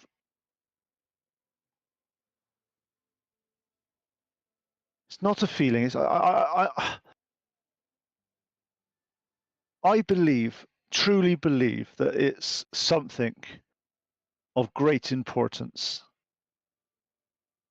that you've been carrying around, using it as a lure to catch fish. Oh, the. What's more important than catching fish? I know, I get it, but it's honestly, if you knew, if only you knew, I believe it is. I believe that is an ancient piece of a water primordial. That explains why it works so well. Well, I just. It's obviously it's works, but why it's working is, I believe that it's attracting underwater creatures. Hence the reason why when you're using it on the boats, you're using it, they're catching weird and wonderful fish. Those fish that you've been catching, that's not normal. That's not what they catch. But when you're on board, they catch rare, exotic, and fish that they've never caught on saltmarsh waters. I'm just a lucky guy. Every time you cast that line, every time you feel that joy of the successful catch, I'm pretty sure that fragment feeds off your genuine connection to the sea and sends out pulses that ripple across every drop of seawater from here to the deepest ocean trenches. A clue. No, there's no clues here. I'm not doing any of that. That's the way it's about.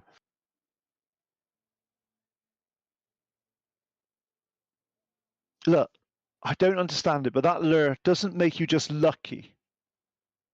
It is if it commands the authority of their forgotten god for them to come to you. You've been unconsciously. Ow, God of the, and he just chuckles. I hope not. I do hope not. I'm sorry. Yeah.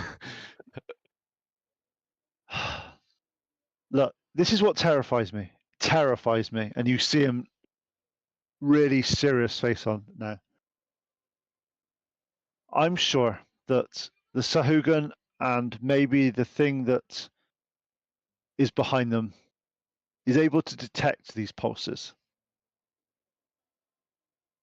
For what that means, what that can do, what that I've only just, but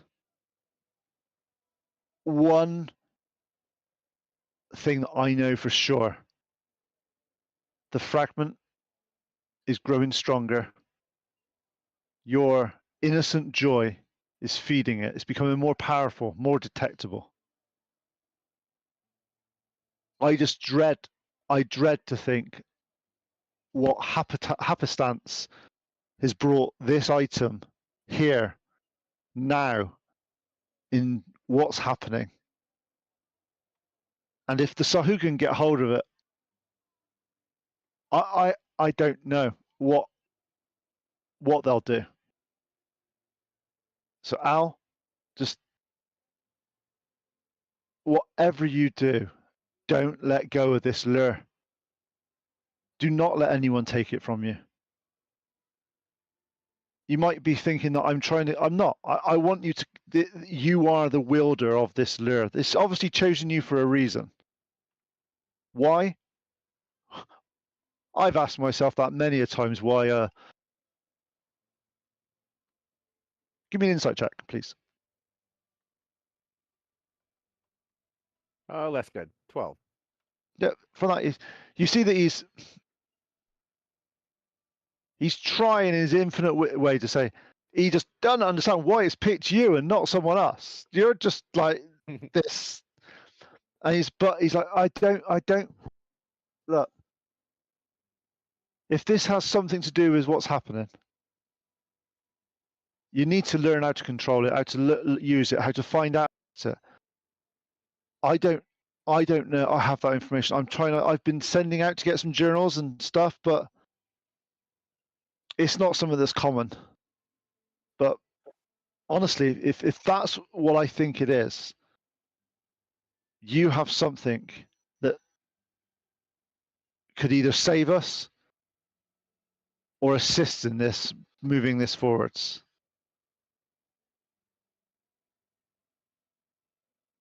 Yeah, but my God, can it catch fish? Yes, it can. And I'm not letting anybody have it. And my friends will help me keep it. Good. But if he gets out a little box, I've taken the liberty of creating this box for you. What should I say? This locket. If you put the lure inside this and seal it, I believe it'll have it'll hinder its ability to send out pulses in some way. Maybe that will help you. Maybe it'll hinder you.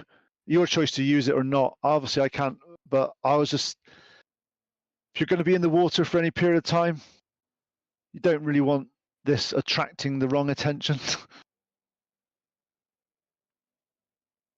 Okay. But do you have any way for us to breathe underwater? I believe very one-track mind.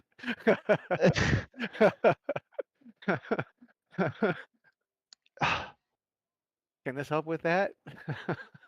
maybe. I honestly don't know. I haven't got any way of doing it. The items I've had have been destroyed. I know Zendros was working on something that may assist your friends may have worked on that, but maybe spend some time with your lure and see if there's anything that it wants to speak to. I don't know. I've still got very loose. For what it does, I would presume it should be able to do something for you, but I'm not sure if it's fully awakened yet to be able to do that. I don't know how I can spend more time with it. I spend every minute with it. I even sleep with it. Again, My too whole much life with it. information, little man. Too much information, little man. Oh. Suitcase it. No prison This is wallet. sign language. The international time for Easter. Funny enough, my character actually speaks sign language. You gotta. He's only a halfling. There's only so much room.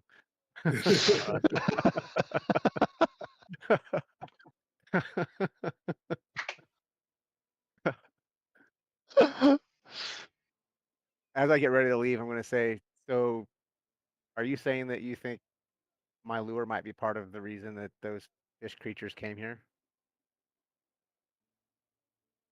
Look, all I can say is, if I was some underwater entity that wanted to rule the world,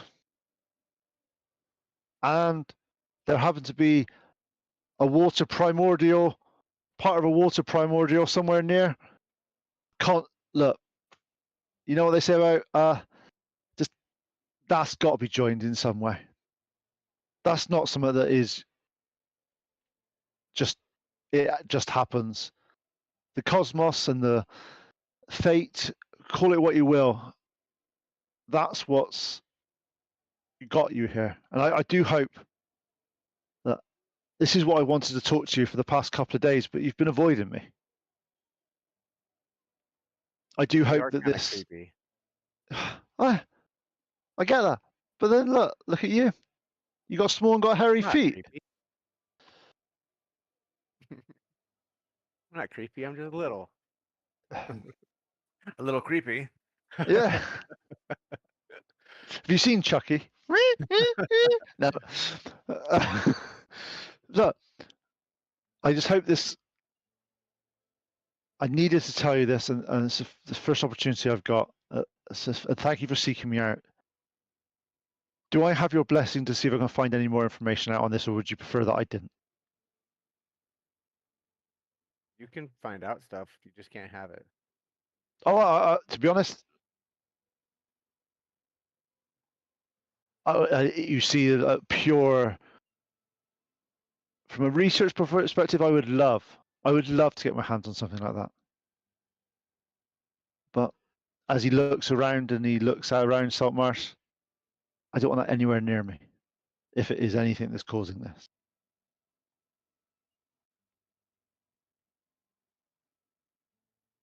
I'll just get up and leave. Okay. And then off he goes. Thank you. Okay. And so that is, and Lily, by no means least, I know we jumped around a bit because it was easier to do the armory bit with Anton. So what do you want to do, Lily? While everybody else is off the boat going and doing their last little bits, she takes a moment to go down and talk to Anders. Okay. She would like to ask him some questions because she had talked to him before and they had a rather interesting conversation. And now that he's been exposed, she wants to follow up a bit. Okay. So she gets down there and she's going to try to persuade him to tell her the information that she wants. And her first question is, you said that Aleandor Fireborn is a good man, but not to trust him. Why did you say that?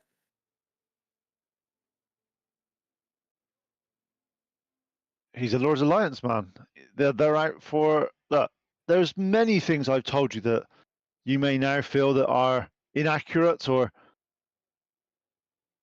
falsehoods, but Iliander is a righteous man, and you see that the way his words, he's been very succinct in what he's trying to say.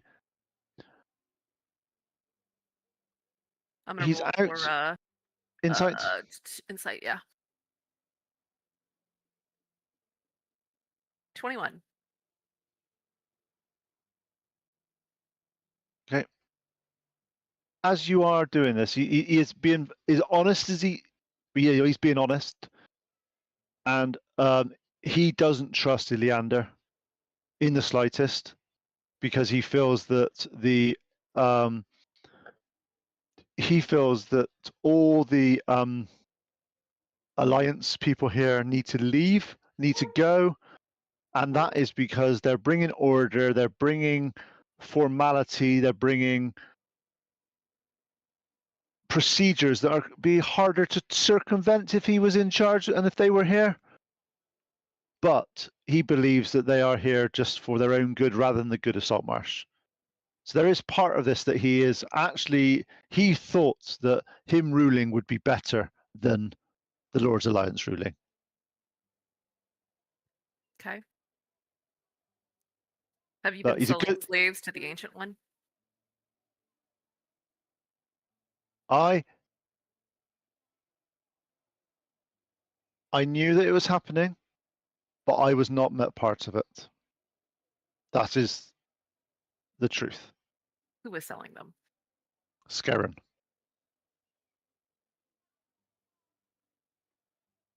Your interference with the lizard folk has caused quite a kerfuffle for Scarron. That's why he left when Galen was around. Lots of things happening. He did not expect.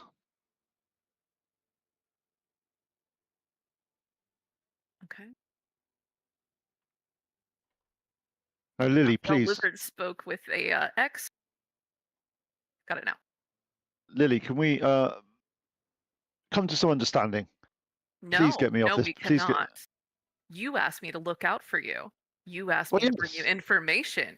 You wanted me yes. to be a listening post for you, and all of that information was being filtered back to the Sahaugin.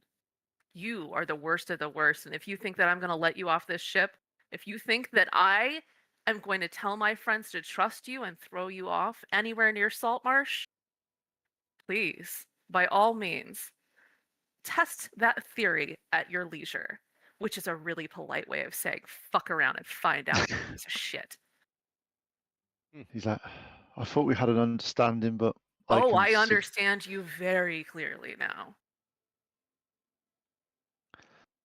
You see, he just rejected. He sort of sits down and just slumps, realizing his sort of it's not going the he's not going the way that he thought this was going to go. These conversations, so he's defeated, rejected, and just sort of wondering what's going to happen next. Oh, by all means, if you have anything to say in your own defense, please. I always had the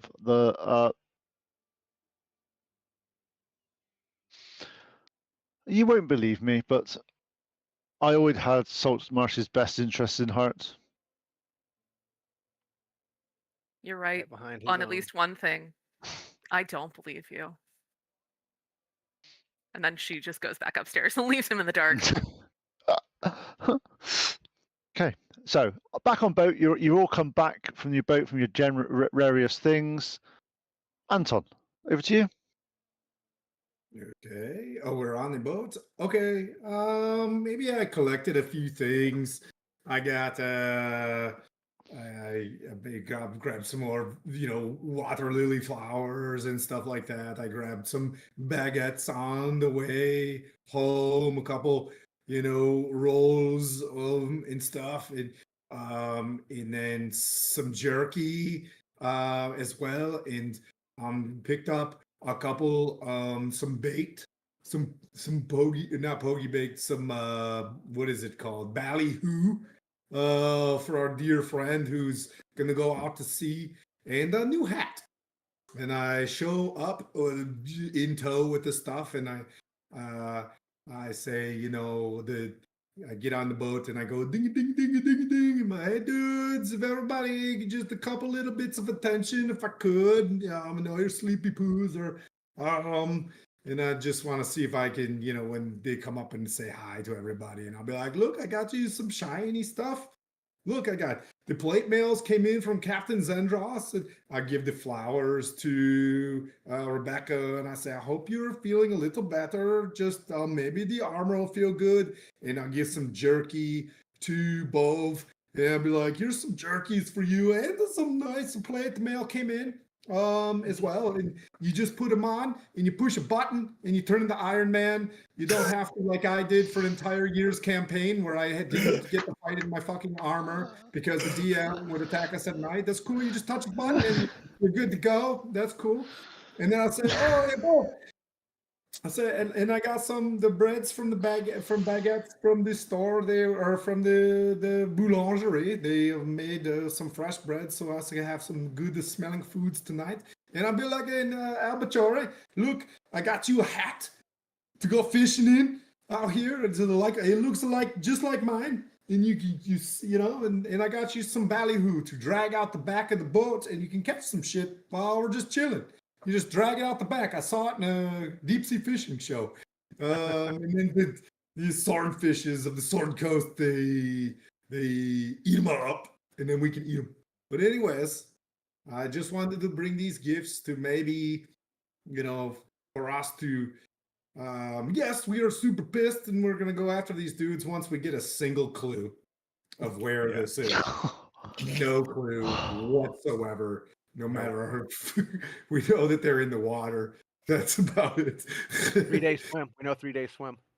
Yeah, Iliander is For them. going to give us some news. I gave him maps and I gave him boats, and they're going to triangulate, but not with my intellect because I'm too stupid to look at the maps to figure it out. But the NPCs are working very hard in the MDMP lab, and they're going to figure it out. But guys, I just want to say we've been through some shit. This town's been through some shit, and I'm sorry for all the things that I am just now becoming aware of and the hardships that you dudes have gone through. So I'm here. We are the family. Some of you have lost your family, but I want to let you know maybe your house is gone, but the ghost is here, and when the ghost is no longer here, we are all together. Even if we're floating in the waters with our arms interlocked, treading. That's where our home is. Okay. And if you don't know, you don't have to have that, but I just want to let you know I am le maison to all of you. I'm your home, you know, and we can be togethers. Let's, you know, that's all huggy face and shit, but you know, I think when I do level up, I can learn how to swim. But right now, I want to cast fireball onto their ships and make them non-resistant to fire. You know, inside there to really, really smash those water demons of what they've done to us, and find this ancient one, right, and destroy that ancient one, and then maybe these sanguines can learn the errors of their ways, and after some time, they become normal, civilized, ocean-going dudes after some time. But take these gifts, you know, and just snuggle up to them in your way, and Okay. just know So that it comes from Antoine's heart. So on that note, Bove and Rebecca, you have both got plate mail. Ooh, that's amazing. Thank you so much for coordinating this. This is wow. I don't know what to say. Like, what besides thank you? What Becky and I went shopping. I want to do something nice for you. Did we go yeah, we went shopping, and you know, we were thinking of you guys. But also you cover our ass for being like super, you know, super strong tanks. So I know those aren't tanks in Forgotten Realms, but you know what I mean. Okay. Figurative. Okay. Al, are you going to do? You going to be nice to your lure for a little bit? Yes. Just not in the way Al- he said. Not in the way he said. No Okay, that's tinkering, not yeah. happening. Okay, just check. Al is actually very characteristically sad right now, like standing off to the side and not participating I with gave the you a group. hat. I gave you a hat. A brand new hat. Oh man. I was gonna ask Becky if he can talk to her for a minute. Yeah, she'll go over to him. As he walks up, you see like a tear, and he's like, I talked to your friend Keldak, and he said that he thinks my lucky lure might be the reason they attacked this place.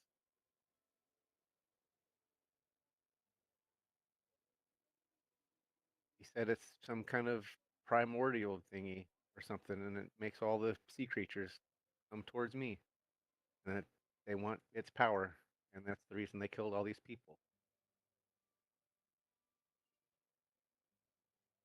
I don't think that's the case, Al. I mean, you've only recently been here in Saltmarsh, I'm not and sure. I asked the DM, but he hasn't answered yet. I don't know if I was here when the last time. you're just fishing off in the distance.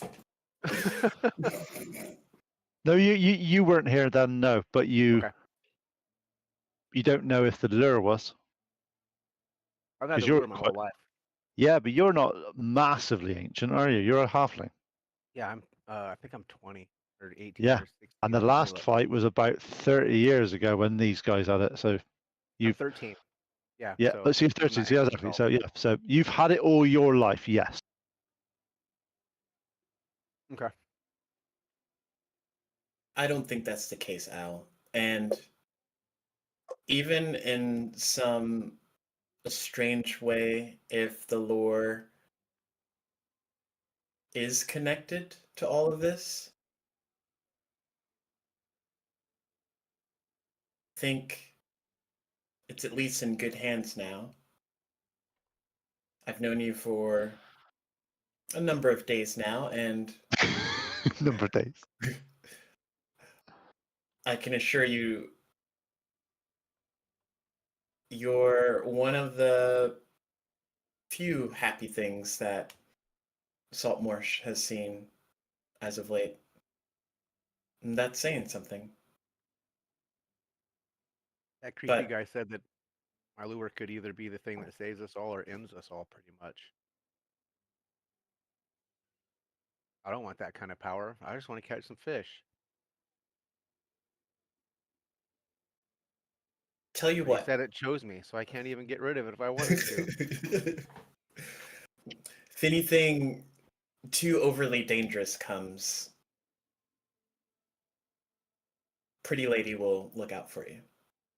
And mustache guy, he likes me. And Mustache Guy. Mean lady's getting better too. She's not. Oh as bad as I no! thought she was. We have to stop calling Lily Mean Lady.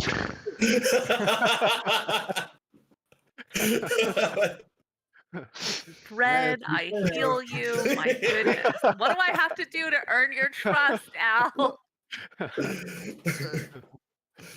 Dang. First impressions. You never get On that- first impression. On that note, Al, when you're doing this and you're holding the lure, you're explaining this, you feel a deeper connection to this lure now you've actually given a bit more information on it. And can you, on your character sheet, add a stone of good luck to your character sheet? Mm-hmm. If it'll open. As to represent your connection to the lure. Other things may happen, but at the moment it is a stone of good luck. My inventory's not opening, but I'll add it when it does. Yeah, that's fine.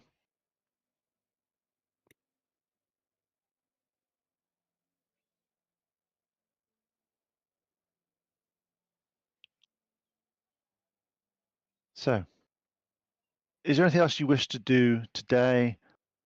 Iliander is currently marshalling with all the information you have given him, Anton, on the various things. He thinks there is some correlation between where the lights are shining, where the boats, which boats, the directions they went in, and various things. And he's currently going through those sea charts that you got, that you found on the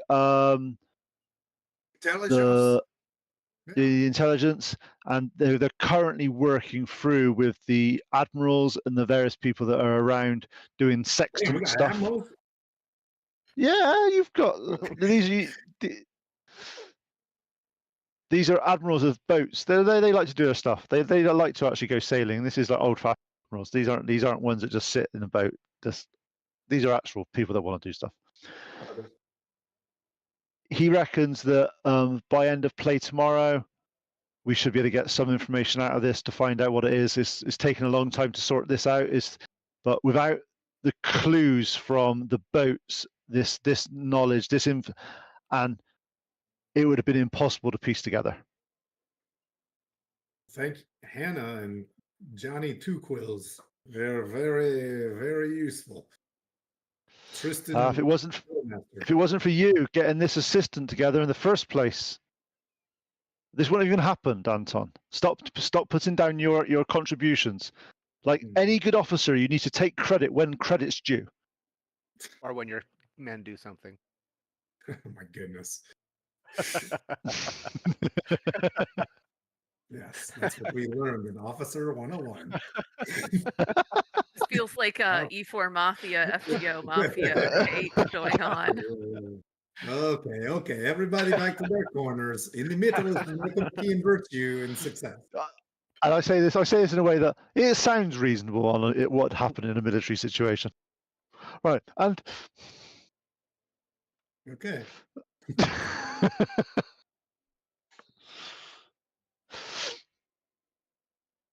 So tomorrow they're going to give us the clues. We're hanging in the ghost. You hang around in the ghost. In the early hours of the morning, you are woken by Iliander getting on board himself, and sort of he gets he's like, Anton, where's Anton? Iliander, bonjour. I was up here having some espresso, some cafe. Huh? So I hope you forgive my intrusion, and I'm on boats without asking for your permission to enter, but I deemed that this was of importance. Yep. He gets down and he starts to go through the thing, and you see that there are a small collection of islands about 2.5 days southeast of Saltmarsh. He believes that half a day further south from there there are some currents and some various shipping patterns there that would believe that this is the deepest part of the water around there. It's the only part of the water within 3 days that meets all the criteria that you have said about how deep it is, where the locations are, and the various areas. He's like, and reports of various ships going missing in that vicinity have risen in the past 20 years. So it's been off the limits from various shipping routes for at least the last 15. So it would be a prime location of the location for where the Sahaugin have set up shop. I have no idea how deep. It's not something that I have, but I can have the rough location, and hopefully a man of your caliber and of expertise and leadership qualities will be able to ensure that this is a victory for your group. There's that clue you were looking for. There it is. Yes. Hey, it wouldn't have happened if it wasn't for all your finding information and doing stuff. Look, this is your clue. It's just been provided to you. There's the clue. Leander, very good. I think if we do this right, the town is very skeptical of the Lord's Alliance, and you have a great chance to bring its respect, to make sure that the Lord's Alliance is enabling communities like this to become stronger and independent through the security of the larger Lord's Alliance itself. We have a good opportunity here to be good stewards of that and to step back and allow this town to grow. So we will take this information.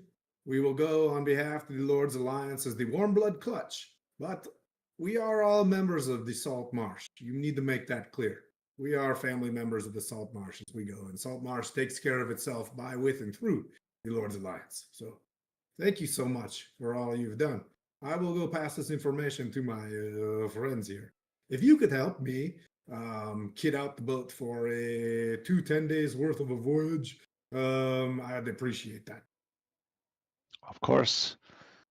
And also, as he sort of you see his hand sort of raised behind him, and he sort of you recognize one of his aides coming towards you with a box, and he opens said box in front of you. There are 2,000 gold pieces in it. Okay. Anton, you are given a ring. Ring? As you start to look at this little pretty ring, you recognize it as a ring of protection. Ooh.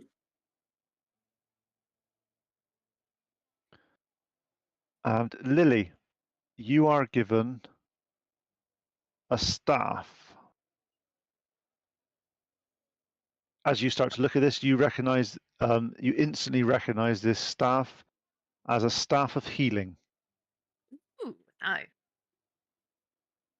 Very nice. Yeah, very cool. Very useful. Very useful. Thank you. And Bove. Just make sure I get this the right one. Oh, we all get special gifts? Oh, it's Yeah, good. Bove, you have been given a horn of silent alarm, because that's one of the ones that you were after. Ooh, yeah.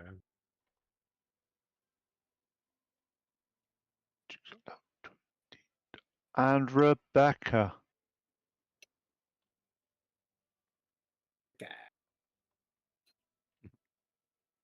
I'm just trying to make sure that I give you the right one, because I always get this item wrong because I'm useless with paladins.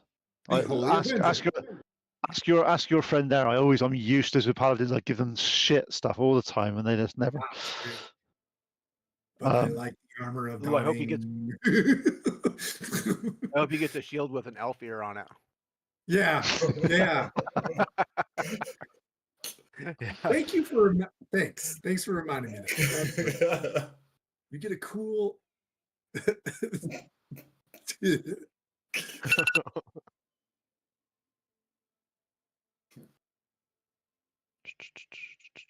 Yep. Not sure if did I give you an amulet of devout already? Don't think I No, did. she doesn't have it. No, Nope. Naz So won't. you are given an amulet of the devout, which basically for you as a paladin, it gives you pointlessly gives you a +1 to attack rolls, spells, and stuff on your spells, which are pointless on a paladin. I do apologize. It is pointless.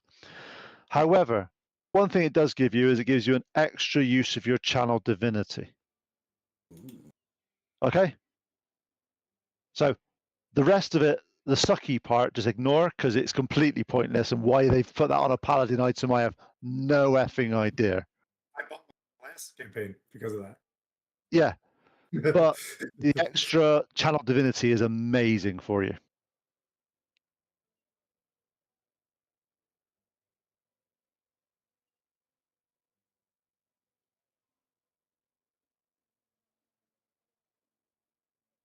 He made us sad, then he gives us gifts. That's called honeymooning. If you think this is part of the reason, also overnight you have a little gold thing appear on your head, and you all go up to level 6. What? Woo!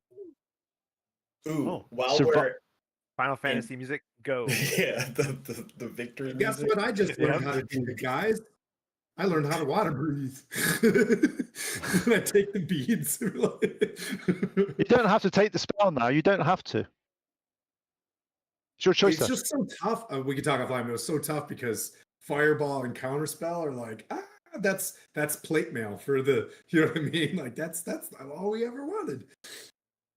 But you guys get to level 6, and we'll obviously, I know I've just surprised you on that, so we'll go through next session about what that actually does for you guys, because it's easier, because I don't want you to do it on the fly now, because I'm not that mean. Okay. That's why I've left it to right at the end of the session, just so make you feel a bit happier. You've gone through quite a lot of trauma the past few sessions, and you've managed to pull through. You've pulled the Seder, you've saved people, you've done things, you've got things going in the right direction. You've now found where you believe the Sahaugin needs to go. It is now the direction has been set. Unless you guys don't want to go and fight the Sahaugin, you want to go for a party somewhere and just happily. Depends. We could always flee and go fishing. Yeah. We get the fish on the way. Yeah. It's okay. Those islands sound like a really good fishing spot. Are you gonna? Okay, when you're doing that, Al, when you are fishing, I need to know if you're using your lure. Just let me know. I think that was a nod, if I ever did. Oh god. While we're in Saltmarsh, Becky would take time to purchase like another sword and whip. I think I have enough go for that, so that should be easy. Any sort of basic item like that you can just get a hold of, but I will warn you, with what's happening at Saltmarsh, a lot of the potions and all that sort of stuff at the moment are a little bit rare. I'll just say, but if you get What if we took a little excursion with our new gold to a city real quick to buy some toys? No? you can definitely yeah. buy some toys somewhere.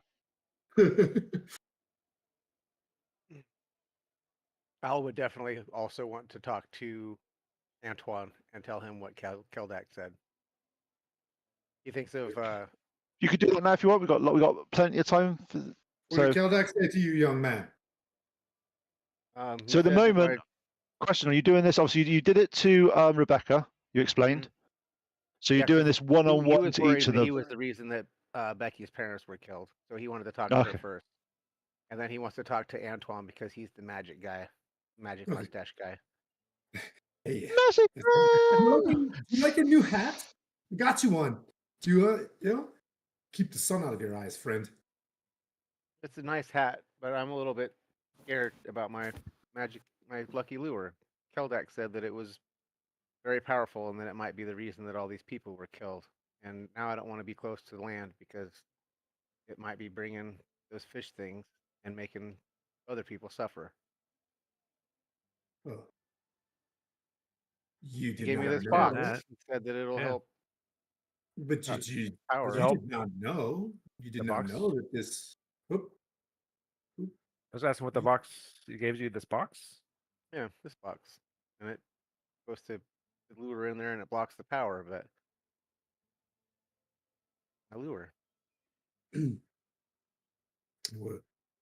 You didn't know that what this did, and you're making the right choices from this moment on. And if it is as you say, this primordial, powerful, ancient thing, then we don't know. Maybe it's meant to be in your hands for one reason or another. Maybe Albacore, you are fishing for the evil. Maybe you are the lure of the gods. Who knows? I would think we're all devices and somehow weapon systems of these greater powers. I don't know where I get all of my magic from, but I know it is from some sort of silver dragon. I don't know if somebody was sleeping with a scaly dragon back in the day or not, but we all have our destinies, my friend. But I'll you're have a our powerful news. magic user. I'm just me. I don't know how to do magic. I don't want But to. of course, you know how to use the magics. I see you using it all the time. What are you kidding? You kidding about? I see you use magics. Or you're bardic, Like you. Yeah. Yeah. Al doesn't know he does magic. He thinks he just like stuff just happens. He's Well, not. for me, as a sorcerer, magic comes from my blood. And there was a time where I was just fireball farting and having, you go through these times. And then you realize how to hone your powers. And then you use them sharply. So it is okay on your path to be where you are. It's a perfectly natural to think that you are not as strong as you are and have a bit of imposter syndrome, as it's called. I myself hear of great wizards and great leaders and admirals and rulers of the Lord's Alliance. I cannot heal like Lily. You see me smiting and wear big strong plate mail like Bove and Rebecca. My friend, we all feel weak in some sort of way. But together, as a family, we are strong. And you, I believe in you, friend. You're going to be great someday. Because that is the why. You say right there, I think this was my fault, and you care. And that is caring is the most rare resource in all of the Forgotten Realms, is going to bed and giving a shit. Because a lot of people can just wash this stuff away and wake up like a perfect sociopath the next day. But you give a shit, young man. You care. So many Yeah. As murder every hobos. good DM can, as every DM can do. Thank you very much. I appreciate that because I am a sociopath. Right. Yeah. Well, if Yeah. you guys will How does help me, Al feel I guess about? it'll be How okay. does Al feel about that? All right. Yeah. As long as you guys will help me. And I will help we you gotta make sure catch nobody else dies. hell if you teach me how to fish. How about that? In this journey, you His teach face me how to be absolutely an lights angler up. like you. As soon as you say teach you how to fish, his face lights up. He's like, I could do that. All right. I'll See, start showing you you're how the to tie knots master. and shit. You're the master. Okay. Over the next day, you're seeing the whole of Saltmarsh pull together as they're rebuilding, but they're also setting and ensuring that you guys have got the things that you need for your voyage, for going to. They understand that this is like one of the number one priorities, maybe just equal priority of staying alive. But it's one of the. But they understand that you guys have got to do this. So they do manage to, from the wreck of Caldec's store, recover 2 healing potions Ooh, that you nice. guys can distribute how you want to. But apart from that, there's nothing of any other value that would be useful to you for this. They do recommend that if you are looking at going to a bigger town, there is Daggerford and maybe a little bit further on, but that's a few days travel in the wrong direction. Depends on if you guys want to do that. It's the only place you'll find that has item stores. Zendros does say that it can, especially with what's happened, I can put some requisitions in, but they won't be here for a week or two. Is there anything you're particularly after for when you get back? Because I always go on the positive. It's just a suggestion. I think Rebecca wants to get to smiting, so we probably just aim straight for it. I think we're as strong as we can be, and we will grab our shopping off the dead So- corpses of the Sanguines. Huzzah! Wow. I agree with that. So, as the sun sets on Saltmarsh, based on the tidal patterns, you understand that this is the time that you need to leave, even though leaving it in the evening is not generally the best to do. You know that you've got, with the speed of the ghost, you'll probably get to the islands in 2 days. You set sail, lift anchor, and head towards the islands and towards the next stage of your adventure. And at that point, we're going to leave it there for the evening. So thank you very much, guys. And obviously, I know whoever we're going to raid and all that sort of stuff. Oh yeah, The yeah. clever people deal with all that, because I don't do that sort of stuff, because they don't give me, for something else, no one trusts me with the streaming stuff. I don't understand why. I don't understand it. But Yeah. Yeah, well, Villain's still playing, so we'll raid Villain. She plays with us in the Lord Gazumbas, so that's super fun. But yeah, thanks everybody for watching. no, thank you very much, guys. I know there was no combat in that at all tonight, so I mean, I verbal. There think we may still be had a co- good time. Becky had No, yeah, it's there combat. may be. Kinda. Yeah, it was still good. We got to like. Becky had combat. That's fine. That's fair. That's fair. Becky had combat That's true. twice. I got to swing somebody around by the rope, like And torture bear in mind, Sahaugin. there may be combat. There may be combat next session, just slightly. Okay, Possibly. A little bit. just A little bit. It was so just good. say, just I know it's a spoiler. Spoiler alert. It was good to see some role play and to have a different type of campaign, instead of just killing stuff. But yeah, I enjoyed it. I could do things other than was a just good one. smash shit. Or heal the smasher. You guys ready? Doing well. You guys ready to raid? Let's raid. Thank you very much for listening, guys. Brad Ziddle, Congratulations. bye, Zach. Bye. Thanks everybody for watching. Did we already punch? Oh, we did. Thanks. I was typing it in. I thought I was doing it. My bad.